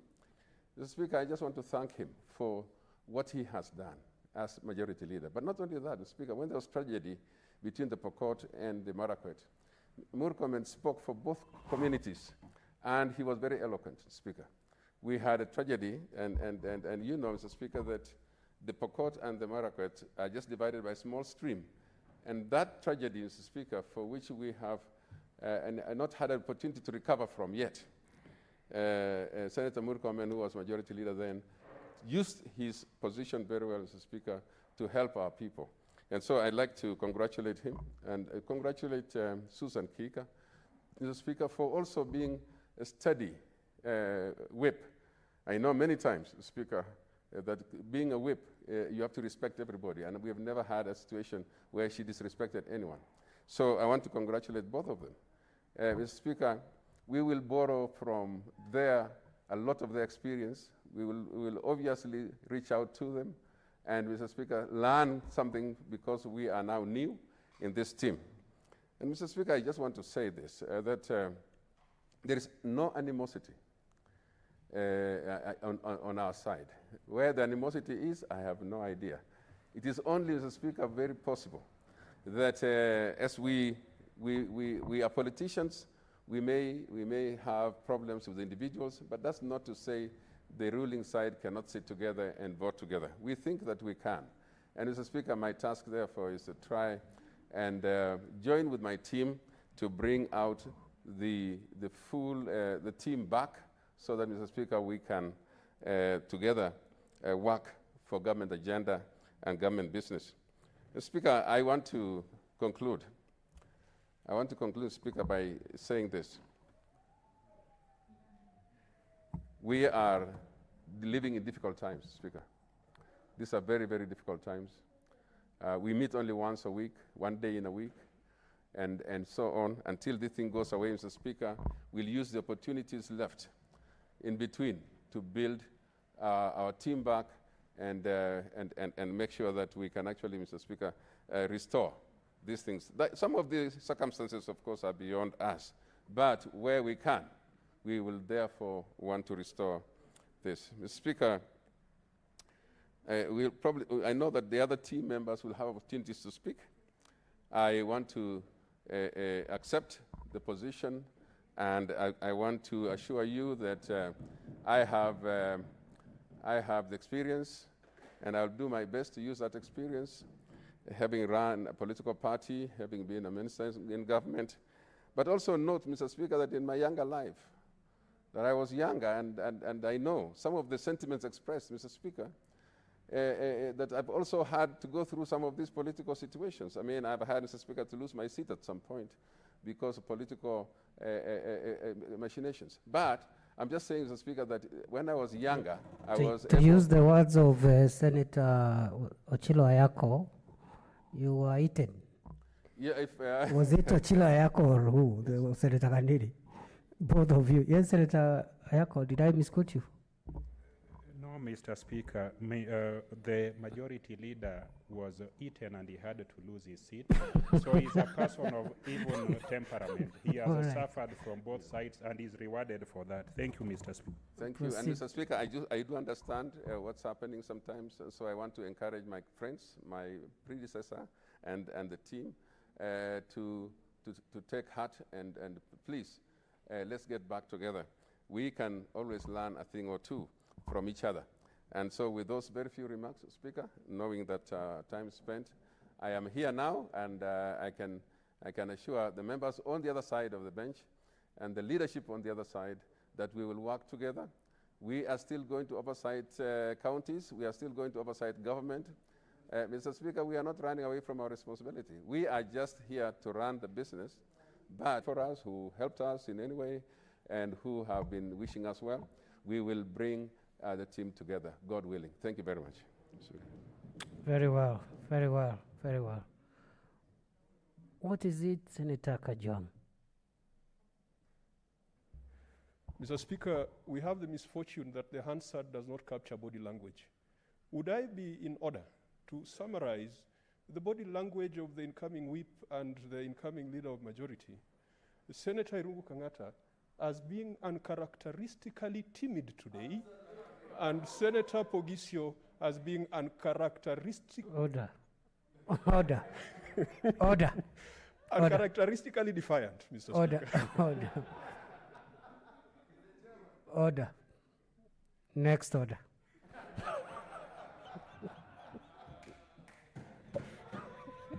Order number 8, the Representation of Special Interest Groups Laws Amendment Bill, National Assembly Bills number 52 of 2019, first reading, a bill for an act of parliament to amend various laws to give further effect to Article 100 of the Constitution to promote the representation in parliament of women, persons with disabilities, youth, ethnic and other minorities, and marginalized communities, and for connected purposes.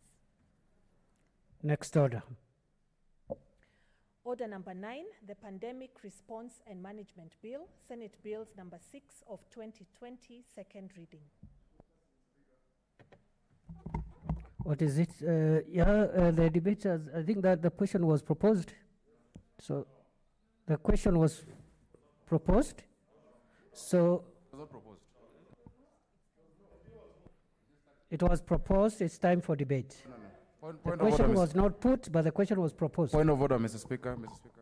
What is it, Senator Sakaja? Mr. Speaker, if you recall, just when you left the chair for the other speaker, For Speaker Lusaka, yes. I seconded, but Yes. Immediately he went to communication from the chair. The question was not proposed. I thought so as much, unless because there is confirmation from the Hansard. The question was proposed. So we go by the Hansard. So the first bite of the cherry to the Senator from Makueni. Thank you, Speaker. First, allow me to congratulate the COVID committee, ad hoc committee led by Senator Sakaja, deputized by Senator Kasanga. If there's one committee that has overworked, it's that committee, and we want to appreciate them. Two, Speaker, it's a little disconcerting that so many days after COVID-19 was announced as a pandemic in the world and in Kenya, we are still on this bill. going by the processes, Mr. Speaker, in Parliament, there's a... Yes, Speaker. Order, Senator Kwamboka and Senator Masayo. I know the rules are new. Let's keep on reminding ourselves. Yes, Speaker, it's disconcerting that so many days down the line, we are still debating a bill about the pandemic. A lot of things. Yes.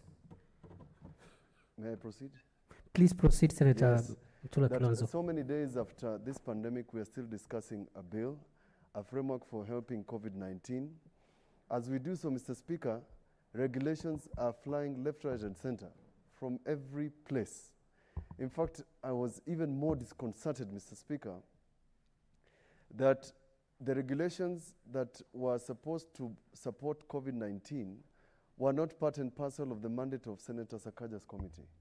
As a result, Mr. Speaker, we have not managed as a House and as Parliament to have an input on the regulations that are now into effect about COVID-19. I have one. Mr. Speaker, you mentioned this morning, in this session, that somebody was arrested for not wearing a mask while eating. I have a case in Makueni where somebody was arrested while herding cattle without a mask. Those are the sort of difficulties we are having. People have paid fines for not wearing a mask.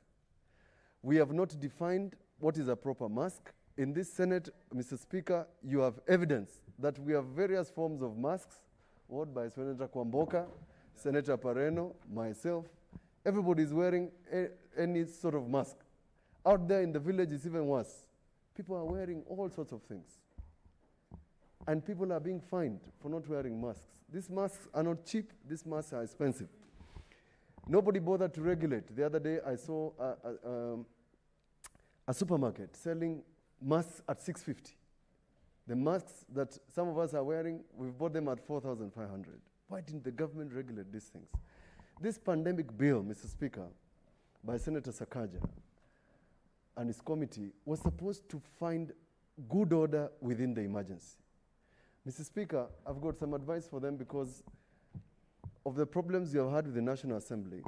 They have proposed in one of their clauses, and that's 19, a fund. Mr. Speaker, when this bill goes to the National Assembly, the usual things are going to happen. They're going to call this a money bill because the word fund, as crafted in proposed clause 19,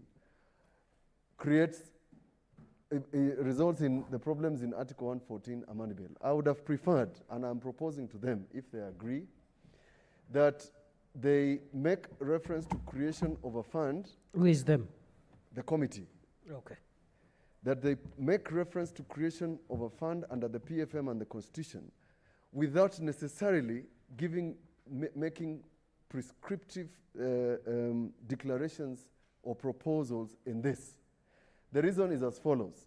We already have a COVID fund, Mr. Speaker. That COVID fund is not under the NDMA, which is the National Disaster Management Authority. It's not there. It's not under NDMU. It's a fund where the government has created regulations for managing a fund.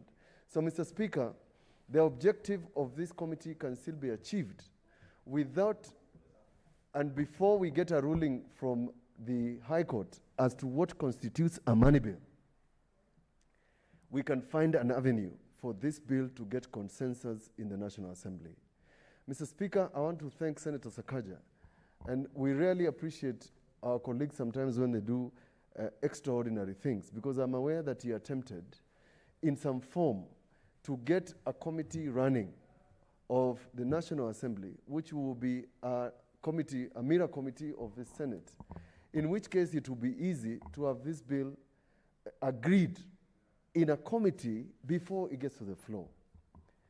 It's unfortunate, Mr. Speaker, that whilst we have a national pandemic, we still cannot, as leaders of this country, sit down to agree on things that are common to all of us. Mr. Speaker, COVID-19 has come to reveal the nature and fickleness of the leadership since independence. ICU beds are less than 200 in the whole country. One bed is 500,000 shillings. Ventilators are not available. Mr. Speaker, this committee has proposed in this bill how you will manage a pandemic. Mr. Speaker, it has now come to our attention, and maybe, Mr. Speaker, you are aware because you have lectured law classes, that the Public Health Act is a 1930 act. So some of the references in that act that are included, Mr. Speaker, in the regulations that have been published by various cabinet secretaries, Mr. Speaker, refer to things that are so old and so archaic that it is unbelievable that so many years after independence, we have not changed this law. One of those references, Mr. Speaker, is fumigation, where they find that a certain estate or a certain house has COVID-19. Mr. Speaker, it is an anathema to suggest that Kenyans should fumigate their homes. This is the work of government. I have seen governors doing fumigation in their cities, including the governor of Kirinyaga. Mr. Speaker, it cannot be the work of Kenyans, ordinary Kenyans, to do fumigation. Mr. Speaker, the plight of, for example, the plight of those people who have flown from China recently is the things we are talking about. Mr. Speaker, there were issues about the management of resources. It is a contradiction, Mr. Speaker, and I hope Senator Sakaja and our committee can help us. It is a contradiction to set a committee of COVID under the minister in charge of health, and then the funding is being run by somebody else.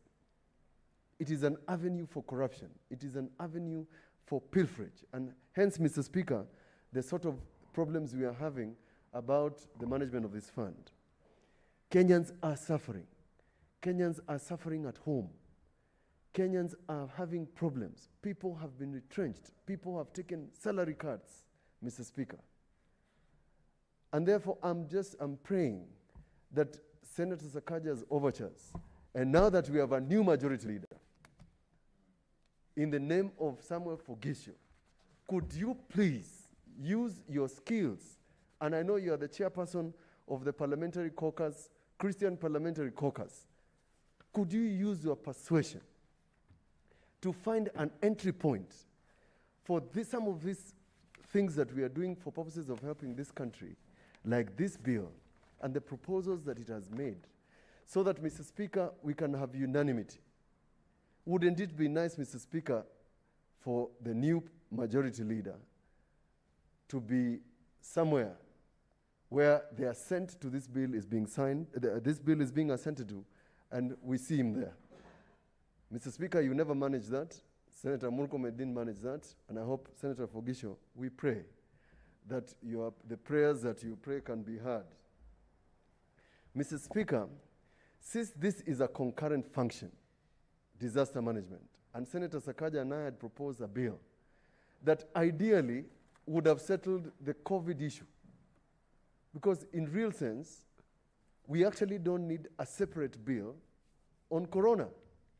Because what if Corona becomes Corona 20 and we have done Corona 19? Do we do another bill? What if we have another pandemic? Point of information, Mr. Speaker. Would you like Senator Mutula Kilonzo Jr. to be informed by Senator Sakaja? Without a doubt. Very well, Senator Sakaja. Mr. Speaker, I'd have been so surprised if my brother, Senator Mutula, chose not to take information. That the concern is raising came up very early in the day, before we drafted the bill, and that's why we didn't call it a Corona bill. It is a pandemic, and a pandemic is defined in the bill, what constitutes of a global pandemic and the protocol through which our pandemic. So tomorrow, if there's Corona 25, the same bill applies. If there's another Corona, the same bill applies, no matter the pandemic, Mr. Speaker. Even of other non-Corona, non-virus pandemics? Even if it is not so long as it's a pandemic, yes, as defined by the World Health Organization, okay, communicated to the President, on the advice of the National Security Council, okay, declared. Okay. Whatever pandemic it is, Mr. Speaker. Okay. Thank you, Speaker. That was my concern. But even more concerning is that in the bill they have proposed a timeline and a sunset clause of 2 months after it is declared a pandemic. That in itself suggests that we have taken advice from doctors that a pandemic can only be 2 months. This particular pandemic could possibly last longer than 6 months.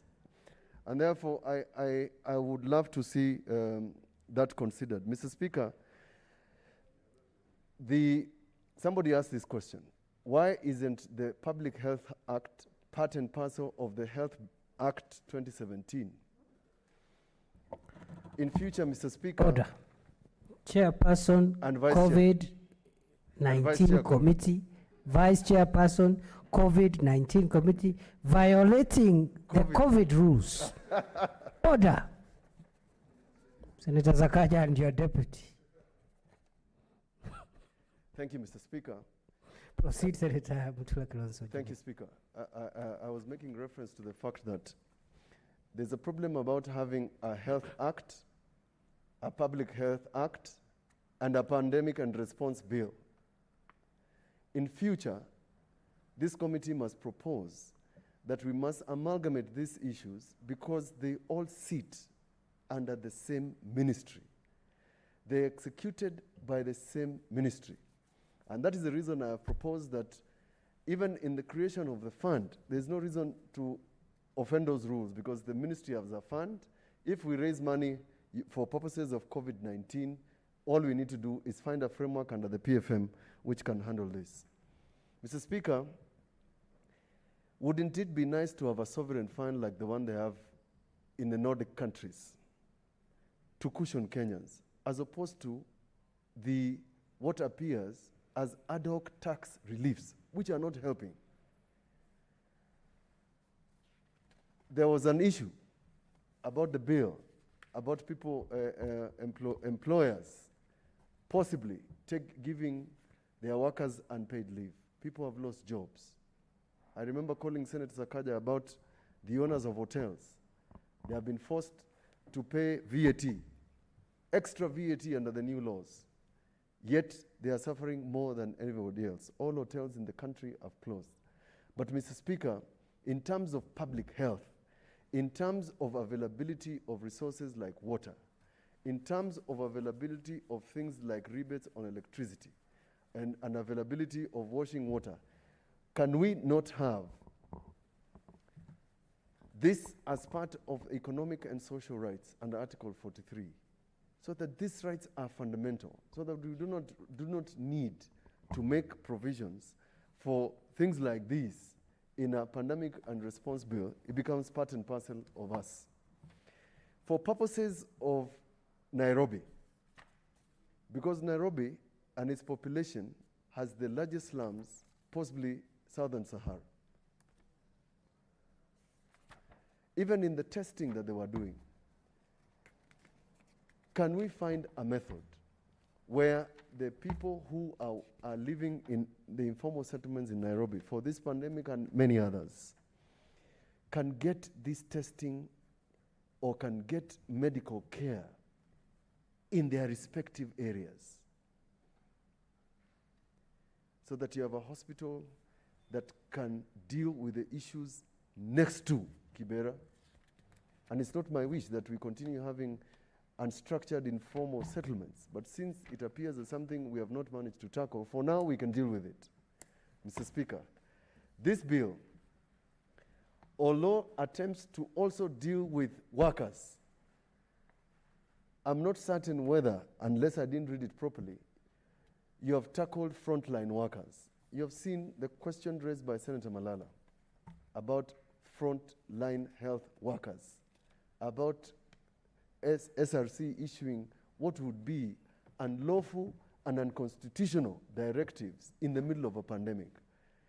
We have also seen, Mr. Speaker, the national government, through national government officials, violating the COVID rules when they went to demolish houses in Kariobangi. Mr. Speaker, what is good for the goose must be good for the gander.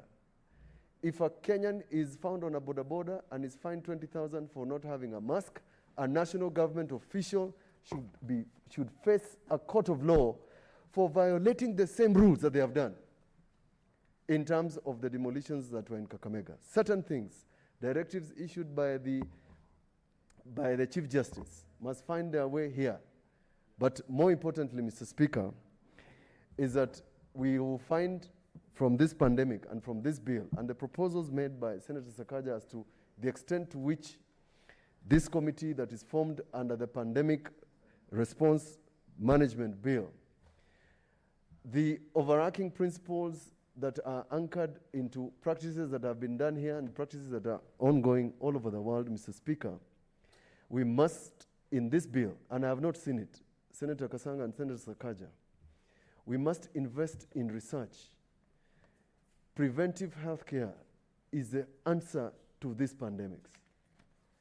And the people who are working in KEMRI, maybe you do not know, but if there's one entity that is completely unstructured, if there's one entity where there is pilferage and wastage of resources, it is KEMRI. But the country must invest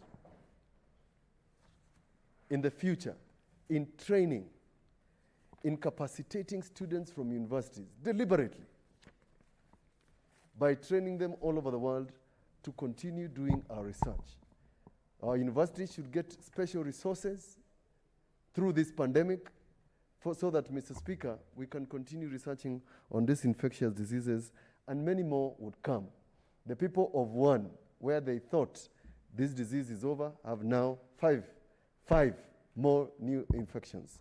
Chances are, Mr. Speaker, that we will live with corona until the end of this year. And therefore, I hope, Mr. Speaker, that the reliefs and the things that this committee has proposed in this bill, which are very noble, except the ones of retrenching workers and them going on unpaid leave. Mr. Speaker, Kenyans must feel that government takes care and government is filling them through the resources that they are collecting. That money cannot be wasted. And therefore, penalties for people who pilfer money when people are suffering should be more. Don't forget the police as frontline workers, because they are doing the same thing that the doctors are doing, but differently. Recognition must be given to them. And those allowances that you're providing for purposes of medical care and people who are helping Kenyans, and we must congratulate our doctors, we must be given to the police who are working overtime to ensure that Kenyans are at home before 7. Thank you, Mr. Speaker. I support. Well done, Senator Mutula Kilonzo Jr. Senator Ochilo Ayako. Thank you, Mr. Speaker, for an opportunity to make a few remarks regarding this bill. Mr. Speaker, I want to start by congratulating the team that came up with this bill. I want to congratulate them on the fact that there is a bill which is forming part of the business of this House, a bill that is geared towards offering a solution to this problem for as long as other pandemics might visit our very lovely nation and the universe. I also want to thank them for the indefatigable manner in which they have carried out the conduct of the affairs of the ad hoc committee. Reports have been coming, very detailed reports, very readable, and actually reports that are very informative. Mr. Speaker, I want to say that in general, it's a good bill. It has good intentions, and most of its content is agreeable. The bill establishes a system through which a pandemic is declared. I think that is absolutely necessary, because if there is no mechanism, if there is no defined system through which we can declare a pandemic, then it is left to the innovation or absence of it of those who are seized of authority to do as they please. Mr. Speaker, the bill establishes funds that will be applied, to handle this matter. It also does quite a number of things that are important towards running a process that is as difficult as this one. But there are a few things I want to point out. One, the bill does not appreciate the fact that when we have an emergency, when we have difficulties of this nature, it is important to have institutions of vigilance operational. The bill gives responsibility to the presidency, to the executive to initiate the process. But the role of the counter-check, of the counterbalance institutions like Parliament and the judiciary is not clearly anchored in the bill. It is important to observe that an analysis of the usage of power the world over indicates that the exercise of unfettered power is enjoyable. The people who are given unfettered power, people who have been given uncontrolled authority, have the temptation to apply it to the widest possible interpretation. And that happens in all emergencies, that happens in situations as difficult as this one. So it is important to clearly define the input of Parliament, Senate and the National Assembly when it comes to the declaration of emergency. If you look keenly at what is happening in the United States of America, I think the leader of the Republican Party, who is also the president, has had the temptations of even thinking of postponing the elections under the pretext of such a pandemic or an emergency.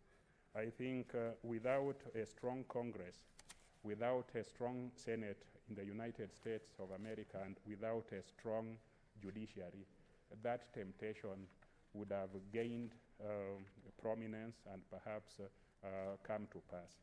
So this bill needs to give authority to Parliament and to the judiciary to be functional during such periods. Again, if you look at the bill in terms of the calendar of Parliament, it leaves it to the discretion of the Speaker, which I have no problem with. But at such times, you may have very good speakers who are pro-democracies, as you are, Mr. Speaker, who will defend democracy. But in some unforeseeable future, you may have a speaker or head of parliaments who have a sweetheart relationship with the executive. And Parliament may just be switched off like that. I'll give you an example. In my own county, we have a county assembly.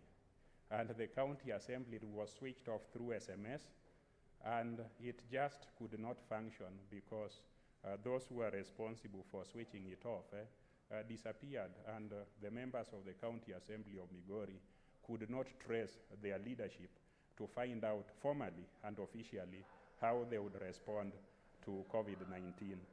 So this bill, insofar as it does not cushion and guide the office of the Speaker, it is possible that we may, in the future, when we are not here, have a head of Parliament who is in bed, or she is in bed with the executive, and then we end up with that difficulty, or one who can be directly intimidated and be told, this power is absolutely yours, just switch off the assembly or the Senate is an irritant. We do not want anybody trying to find out how we use money. So that kind of situation should be avoided in this piece of legislation. Now, Mr. Speaker, thirdly, there are propositions like the one that is being made by my brother, Senator Mutula Jr., that this aspect that makes us fall into the trap of a money bill should be excluded from this piece of legislation. Mr. Speaker, I don't buy that. I believe that the correct position is what is in court. And if that is the correct position, that Senate has authority to initiate legislation without fear that some other person with a different interpretation or a different agenda may, clip that legislation. So we should always define or panel beat our bills in such a manner that it does not hit headwinds in the other house, I am of the view that we should not get into that trap. Our responsibility is clear. Let us put everything in the bill, send it to that house. If they want to take responsibility for aborting that piece of legislation or killing it or doing a pocket veto, let it be their burden. We cannot take a piece of legislation that is disabled because we are apprehensive of the intention of that house. So I want to propose to the ad hoc committee to ensure that this legislation is comprehensive. Do not worry about what is the intention of the National Assembly. I believe there are good men and women in that house. They will be inspired by the content of this bill, and when it comes to their turn to look at it, they will look at it positively. Now, Mr. Speaker, there are also aspects in this bill that are talking about the relationship between tenants and landlords and other contractual relationship. If you look at what is being proposed in those clauses in the bill, those are areas that do not provide a solution. There are clauses that are obligating landlords to discuss with their tenants how to deal with the economic hardships that arise from this situation. But they do not provide a solution as to what happens when there is a disagreement. So those clauses could be used to create an ending dispute. And you know, in such situations, disputes are not necessary. I think the way to go is to ensure that since it is government that is obligated to cushion the vulnerable members of society, that obligation of cushioning tenants, that obligation of assisting other people should squarely fall on the resources that is available to the public. Most landlords and most investors are people who also have other financial obligations, including to employees. Maybe you have employees in a particular state. The piece of legislation is indicating that you must pay them.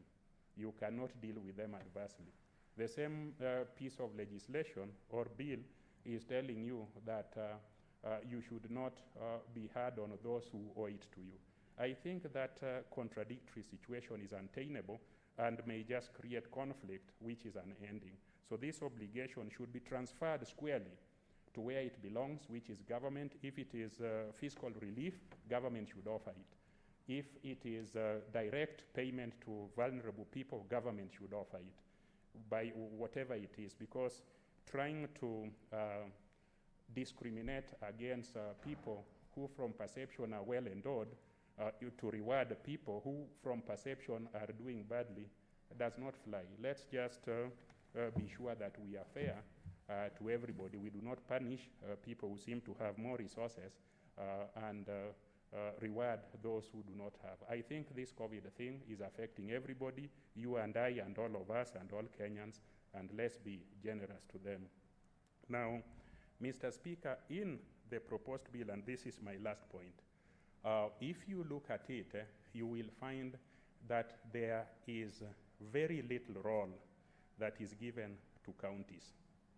There is very little role that is given to county executives and also to the county assemblies.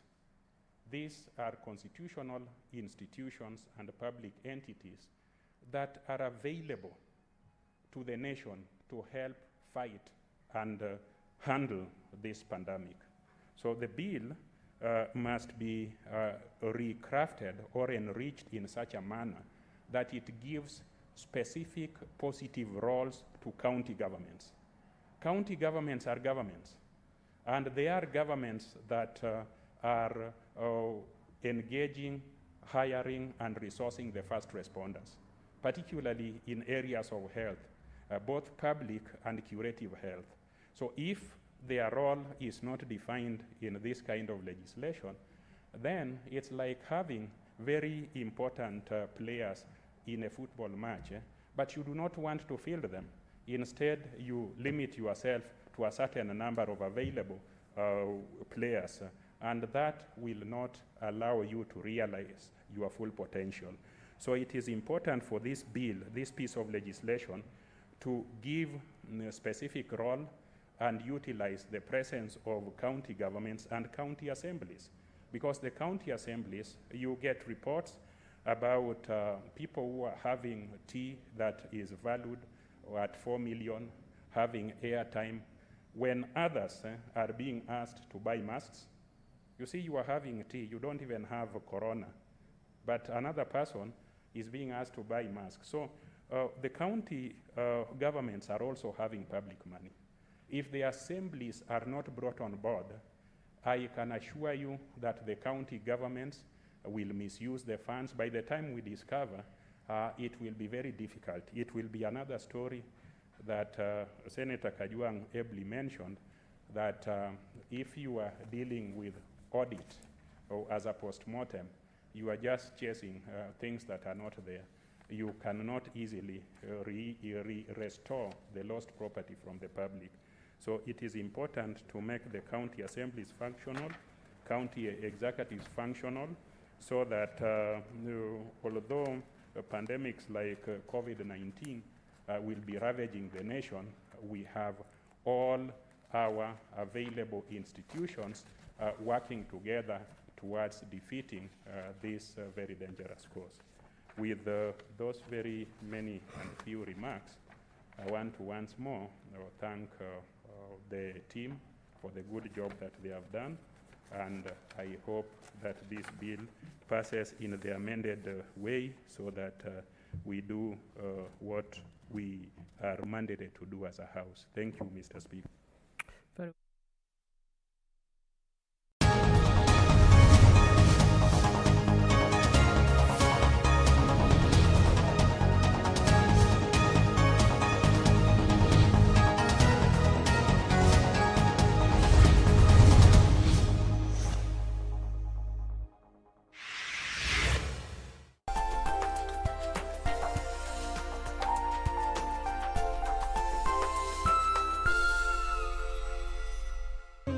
Alhamdulillahi Rabbil Alamin, wassalatu wassalamu ala nabiyyina al-karim, amma ba'd. Assalamu alaikum wa rahmatullahi wa barakatuh. Ndugu msikilizaji, kwa mara nyingine tena tumerudi katika mada ya maombi. Yaqulu Allahu Ta'ala fi muhkami tanzil, ud'uni astajibu lakum. Anasema Mwenyezi Mungu Subhanahu wa Ta'ala aliyetukuka na katika cheo chake ya kwamba niombeni nitawajibuni. Na aya hii imekusanya dua mas'ala wa dua ibada. Imekusanya dua ya maombi na dua ya ibada. Fala budda liijabati duai min shuruti. Na dua ili uweze kukubalika maombi yako lazima ufate masharti za dua. Shartul awwalu al-ikhlasu an takhlisa lillahi fatakuna da'iyan lahu haqqan la tushriku bihi shay'an. Sharti ya kwanza ni uweke ikhlas katika maombi yako. Uweke nia yako safi kwa maombi yako. Umuombe Mwenyezi Mungu Subhanahu wa Ta'ala, wala usimuombe na Mungu mwingine. Usimjalie washirika katika maombi yako, wala usimuombe na riya. Ndugu zangu Waislamu, dua hii ukiwa utakuwa ni mwenye kumuomba Allah Subhanahu wa Ta'ala kwa namna hiyo, utakuwa ni mwenye kufaulu. Kama vile leo tu katika nchi yetu, nchi ya Kenya, tunapata tabu ya corona. Watu kila mmoja anashindwa afanye nini ndio hili janga liweze kuondoka. Lakini janga hili haliwezi kuondoka mpaka turegeshe sisi sote fikra zetu kwa Mwenyezi Mungu Subhanahu wa Ta'ala, kila mmoja aweze kumlilia Mwenyezi Mungu. Janga hili ni kama lile janga la vijana watatu ambao walikuwa wameweza kuzuiliwa na mvua kwenye pango. Wakati walikuwa wanangojea mvua iweze kuisha, wakaletewa mawe kubwa ikawaziba kwenye pango. Kila mmoja pale akawatafakari, ili mawe hatuwezi kuitoa, ni jiwe kubwa hatuwezi kuitoa. Sasa tufanye nini ili Allah subhanahu wa ta'ala awezi kuwa ni mwenye kutuondolea ili jiwe? Hatuna nguvu, na tukicheza tutakufa humu ndani, tutaozea humu ndani. Kila mmoja akafikiria namna gani ataweza kutoka ndani ya pango lile. Sasa kila mmoja akafikiria masalihi amalihi, matendo yake mema ambaye ataweza kuomba nayo Mwenyezi Mungu Subhanahu wa Ta'ala. Basi juu yangu mimi na wewe ambao ni wa Kenya, inafaa tufikirie janga hili itaondoka namna gani. Na ili janga hili iondoke, kila mmoja anafaa kufikiria tendo nzuri amewahi kumfanyia Mwenyezi Mungu Subhanahu wa Ta'ala ili janga hili iwezi kuondoka. Kama vile kijana yule alivyofikiria matendo aliyofanyia mama yake na baba yake. Alisimama kwa mlango yao, watoto wake wanataka maziwa, lakini yeye anangoja mpaka baba yake aweze kunywa maziwa ile. Akamwambia Mwenyezi Mungu, ya Rabbi, ikiwa nilisimama kwenye mlango ya mama yangu na baba yangu kwa ajili ya kutaka radhi yako, basi tuondolee hili janga. Ile janga ikaondolewa kidogo kwa ajili ya kutaka radhi ya nani? Ya Allah Subhanahu wa Ta'ala. Basi mie na wewe pia kuna zile matendo tumefanya kuridhisha Allah, basi tuweze kumwomba Mungu kwa maombi yetu iweze kubalika, korona iweze kuondoka.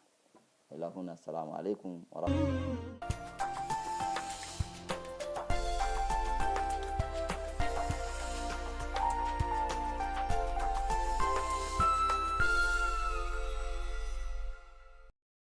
On the next episode of Corner. Is when a trauma happens, you wonder how your life could ever move on. Have you ever been told how beautiful your heart is?